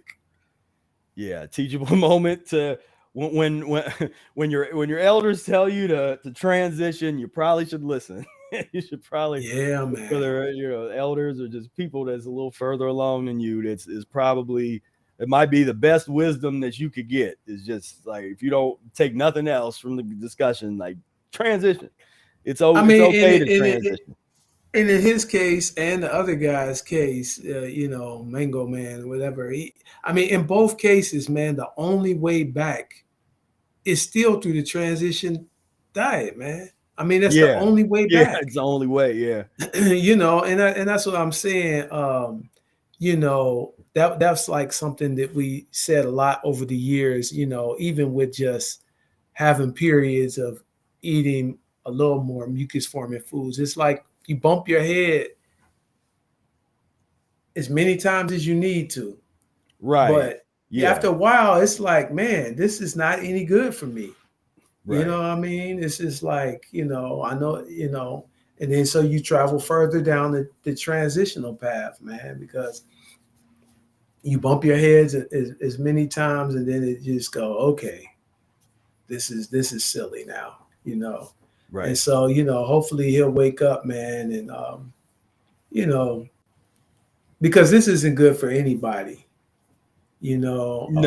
And I think he was, if I recall, there was a period, I think, where he was, and no one knows what this guy, if when he's just playing this character that he's created, or if he's being serious. But I think he started talking in a way that was like kind of suicidal talking and this kind of stuff. And of course that got a lot of views, and that got all kinds of people concerned about him. And and it's, from a marketing standpoint, it's beautiful. Yeah, you got a lot of views off of that. Like, oh, all of a sudden now the people come, the bleeding heart people, like, oh, you're so, we feel so bad for you, get you some help and this and that. And, and it's just like, nah, man, I ain't. But I mean, even if you that. did that for views, man, that's a deep psychosis. Oh, what yeah. I mean? Yeah. That's a deep psychosis. And that's what people, I think they don't understand about people like us, is that really, this is an enemy culture. You have to make an enemy out of somebody. We see people who are trying to get themselves together, and then we see children. That's it. We see little children who, might be bullies on the planet, might be just misguided, whatever. But it's like, we're hoping it would be to our benefit that everybody get it together, because then that'll be less people trying to push a button to some type of nuclear or something. You know what I mean? It's like, we want everybody to get it together, man, because Right. Well, that was one of the things that to me, when I came up with this realization, it was one of the most profound realizations that I ever had on this path, which was that I found something in the Mucusless Diet Healing System that is something that something that I want to give to my closest loved ones, and simultaneously I want to give it to my worst enemies. The people on this planet that wish to see me dead, I wish to see them with the Mucusless Diet Healing System. And my closest loved ones, I want to see. So that let me know, like, man, this was like the realest thing that I'd ever come into contact with. Because what else is there like that? Because people talk about that with, from a religious standpoint, with if there's a belief system that they're into, and they're like, oh, this is the salvation and the save, and so I had that experience with this information where, and I got an older video. I think it's not even on YouTube anymore. That was one of those that was like censored that I had to take down, but where I talked about, I had to work myself through those periods of wanting to, of work. It's like working the hatred out, the pus-based hatred, going through. I went through those periods. It doesn't make us pacifists. You know what I mean? I'm not saying that at all. But when just looking at things rationally, like what could actually change the planet, everybody getting it together on a mental, spiritual, in Egypt or Kemet, we say Ma'at. that Right. my ITM balance. That's the only thing that I could see that would help, man. Yeah, You yeah, know, yeah, yeah. No, exactly. It's and and don't get me wrong, is there's a difference in somebody wanting to kill me and actually coming and that's different. If right? you coming at me, we have Yeah, the Malcolm that's X what I'm saying. the You know what I Malcolm X mean? principles are in play at that point, where it's like, yeah, we're not trying to give you a book at that point. We it's Right. at all. We are, it's a whole different ball game. But as long as you're just constipated over where you are amongst other constipated people, then you can be over there and be angry with us and hate us and all that. That's beautiful. Just we hope you get it together one day. We hope you. Yeah. I mean, because the problem is, you say live and let live. There was an old James Bond movie. He said live and let die. Mm-hmm. That's Right. also a possibility. Well, But yeah, that's the reality, really, of like a lot of what we had to deal with, because yeah, folks aren't going to get it, and so that becomes the tragedy. As Aaron says, the tragedy of nutrition is not a tragedy of, oh, people aren't getting enough vitamins and nutrients. It's a tragedy that people are killing themselves and creating so much chaos and suffering on the planet that's based on what they're putting in their mouth, and they have zero clue. They're looking at everything else as they're eating some steak, looking around at like, why was there a school shooting? Why is all this rape? Why is there this genocide? And somebody got mad at me, I think, and they unsubscribed for my Instagram because they came on and made a comment on one of my posts, and they were like, why aren't you speaking about the genocide and the Gaza and the Israel and what's like, use your platform to help people, and this kind of stuff. And I was like, I just like, look, if you're all the foundation of all evil, as I said in a past video, the foundation and source of all evil is pus and mucus eating. And if you aren't about doing everything in your power to remove that from your life and then help other people remove that from theirs, then I don't want to hear about worrying about the genocide of over here, because there's never not been genocide over the past, right. As far back as we have any kind of recorded history. There's never not been raping and pillaging, and there's never not been the torture and the domination and the enslavement and so on and so forth of other humans, but from pus eaters to pus eaters.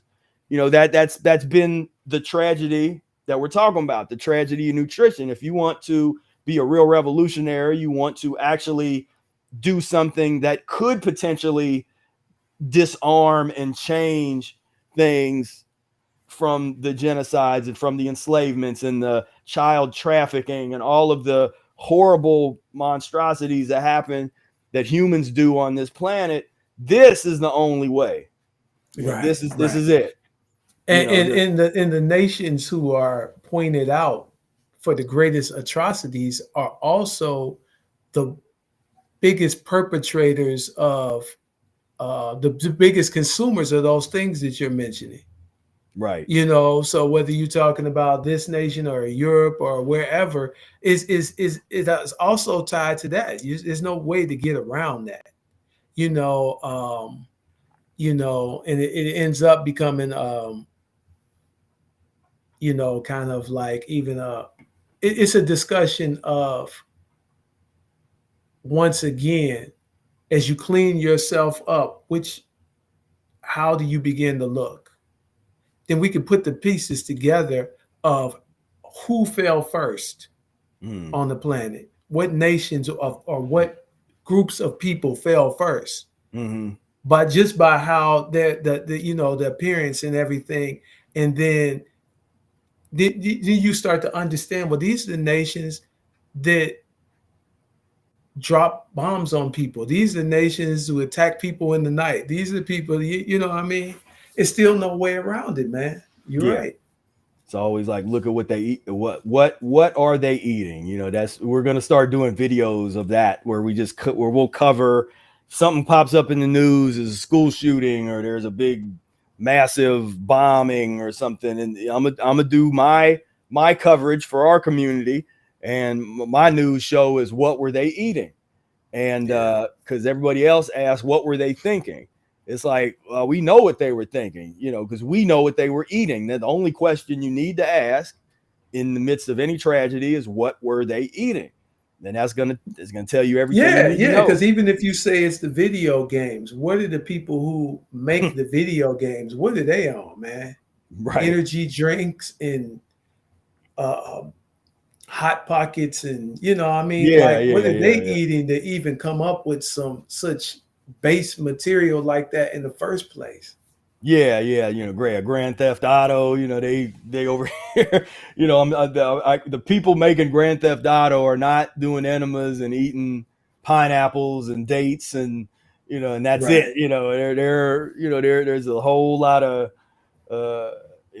White Castle and Big Macs and pizza and stuff, that's like they sitting there like, hey, check this out, man. So I got this new idea. So like, all right, so the prostitute, she gets in the car, right? And the dude's just like that, and he starts honking the horn, and then she, it's like, they don't have fruit sitting over there. That's a pizza. That type of programming comes out of pizza and beer. It's like, hey, pass me that beer. All right, so yeah, you see, so the dude is sitting there, and then the girl walks in, and she said, hey, baby, what, it's like, and they put that in a game that kids play, and it's like, okay, we know where that's coming from. That's, I think, and they come, there's a new one coming, the Grand Theft, Grand Theft Auto 6. I think they made the announcement that's going to be, Wow. that's going to be it's on its way. So but from what I'm seeing, it's woke. That's another thing. They think there's a female protagonist that's a strong female lead, so she can get in on the Grand Theft Autoing and that kind of thing. And so it's women's rights, huh? This is an interesting period in history, because there's these overcorrections right now that's unfurling right now in society on different levels, and which we get into all that because man, we got to protect your channel, man, right, exactly. Protect the channel, because it's so easy for us to just talk normal, man, and then we get censored. It's like, but yeah, no, but all that stuff, it's like, but that's the observation of the death culture that we bring to the table, in terms of just that observation. When you look at from the all of the entertainment, the religions, the foods, like whatever, there's always this death imagery, death rituals that are infused into the cultural elements. Like I say, you go to they don't have video stores anymore, but when they did, you go and there's a whole horror section. But like I said, where's the fruitarian immortal or the breatharian immortal section? In your fantasy section. We're not saying you do, like you said, do that. We're saying that mythology should be used to create our entertainment. That type of, because and this comes back to like, back with the kind of stuff we used to talk with Vic and stuff. But I'll like look at, okay, where are our immortal characters that are in the popular culture? And you look at, say, like the Marvel characters, and there's a handful of the there's different immortals or demigods that are somewhat immortal and live for several thousand years, and there's like these different levels of these entities, and but they're all constructed out of like a pus-based consciousness. There's Loki. You know what I mean? Right. You know what I mean? I mean, it's like, Loki and thousands Thor. of years of your behavior. You know what I mean? Like, right. Please spare us. Yeah. as opposed to if we had access and when we have access to the kind of resources to be able to create our own. Yeah, the fable pieces, of the air eater. yeah, the fable of air eater, and to really establish our mythology, our that shapes our paradigm, that shapes our culture, the way, the not this bland Superman, white guy flying around, and then he gets in contact with a rock and he's weak, and it's like, those mythologies are so played out. It's like, I want the mythology of the beings that live on the purple planet that eat nothing but black grapes, that Wow, live yeah, for, like, I Superman. want that stuff. The chick could be the kryptonite or something, you know what I mean? Like he Yeah, flies yeah. around this and he gets weak, Yeah. Yeah, right. He gets too close to a KFC and he's like, oh man, he gets, that kind of thing. Yeah, that's the direction that those entertainments, because it's like you said, we're not anti-fun. I want to make Yeah. cartoons, like I want to make movies. I want all those things, but to come from our culture, to come from our perspective, that can really shape and shape a mind in a positive way, in a way that that lets them feel comfortable about being a part of a transition lifestyle, a transition diet, and to have an aspiration from a young age to start being able to think, expand one's mind critically in or not, when you get older you'll be more critical, but from the fantasy realm, because at a young age, a lot of children, we generally like that. That's why there is the Hobbit and the Lord of the Rings and all these different fantasies, never ending story. Right. I used to love that when I was growing up. Any of that, Wizard of Oz, Peter Pan, which is probably one of the most popular immortal characters from the Western culture, is Peter Pan. Never grows old, and he can fly around, and there was, when they talk about, like, they would eat.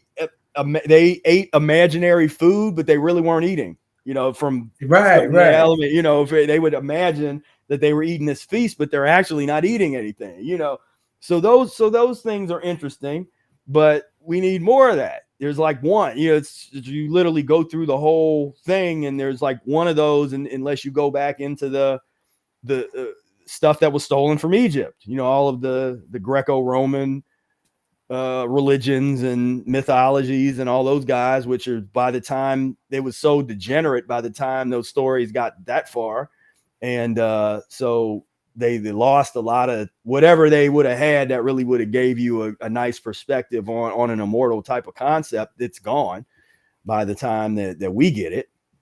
And so that's something that we're definitely gonna be working on in the future, to create our stories, create our entertainment to it, man. Yeah, is what what Vic used to say, like with Star Wars, where's the black planet? Where's the planet of all black humans that eat nothing but fruit, or the black immortal, or breatharian planet? Or you could have planets for people at all stages of a transition. There could be a planet of those people. They had the planet of the baked squash people, like that survive mostly on baked squashes, and each one of those people would live for different lengths of time. The baked squash people gonna pass before the fruitarian people on the fruitarian planet, and in the breatharian, but we can build that. We build our universe and our kind of thing, and you imagine our children coming up with that, as opposed where they're watching that and we're telling them those stories, as opposed to White Princess and the Pea and Snow White. And it's like that. And again, and that's like basic, as we say, the Black consciousness community. That's just basic education that people still don't get. just to understand Right. like what Disney has done to us and to our children, the way that has infused so much societal programming Oh that man, has that's a just whole video in enslaved this itself. whole Yeah. other thing. Like, Yeah, you know, man. but I'm definitely excited, man. The future is looking bright. You know, it's looking bright in the sense of all the things coming down. It's looking bright in the sense of us cleaning ourselves up to become more radiant and shining in the literal sense. You know, I mean, yeah, so you know, it is no matter what travesties we talk about. It's a beautiful time to be alive, and as for when the pendulum swings, that's another Kemetic principle that they end up stealing and calling a hermetic principle. When they say that the when the however far the pendulum swings to the right is how far it swings to the left. So if technology goes that far that way, then we'll just get better and better juicers, more solar technology, more everything to balance it out. That's how nature works. So right. you know, it's good, man. It's good. Yeah, most definitely. So yeah, man. Yeah, so one more time, give us your information. We got the back to life healing foods. You can find them on Instagram, Facebook, and you said you're gonna be coming out with a YouTube channel soon. Well, I mean, I have one. I Oh, you have a have it. YouTube Okay. channel too. Yeah, I've got a video on there, but and I've got playlists that people might want to check out, some music playlists and stuff like that. And like I'm starting a mucusless diet study like playlist on there too, just so people can find a lot of your videos and stuff, and you know, stuff to kind of put the pieces together for themselves. So, but yeah, I've got a lot of content that I just have to kind of like upload to YouTube too. So, you know, it's going to be a good year. I'm gonna make sure that this August, well, July, August time period that I'm free, man. I'm gonna get. Are you doing Columbus again this year for the area? Yeah. This will be the last year. Should be the last year for Columbus. So we're gonna be one more again up Yeah, here well, that's before. good. Well, bless Columbus one more Yeah, time. You know yeah, what I mean? I'll be there, man. yeah. Beautiful, man. So well, thank you so much for coming on here to the show, man. It's been wonderful plugging in, catching up, man. A lot of so much history, so much just wisdom, experiences that we've been able to just like you said, touch on. There's a lot Yeah, more man. Just touch a lot on it. more to get on, but we'll leave them wanting more, and definitely have you back on here in the near future, and keep the Yeah, conversation man. going. Anytime, and thank you so much for having me. And I'm staying connected, man. We're always connected. Just life has just been lifing for me the last 20 years with all of these children. But you know, I'm gaining a new perspective for this phase of my life, and you know, a new way of focusing things. So, you know, it's good, man. I'm happy, you know, and I'm available for people who need another perspective on things. You hit me up anytime. Yeah, definitely take advantage of that, y'all young people. Listen up, like what we were talking about earlier. Plug in.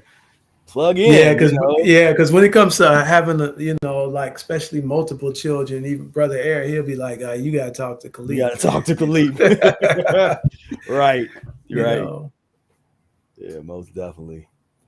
So, all right, man. Well, I appreciate you, and I appreciate everybody out there that tuned in. We had some really great comments, some great discussions, some great questions, and I appreciate everybody that said that you really enjoyed the talk. And next week we got Takora coming on, so we'll get Oh to wow! talk I'll with make sure I Takora. tune in for that too. Yeah, Yeah. we're gonna do that, and so like we said, 2024 onward and upward.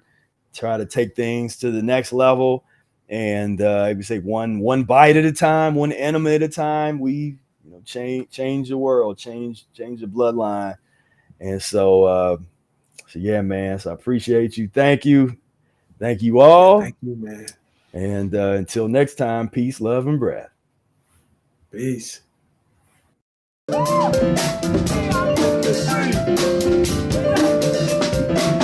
are mucus free. We are mucus free. We are mucus free. We are mucus free. We are mucus free. We are mucus free. We are mucus free.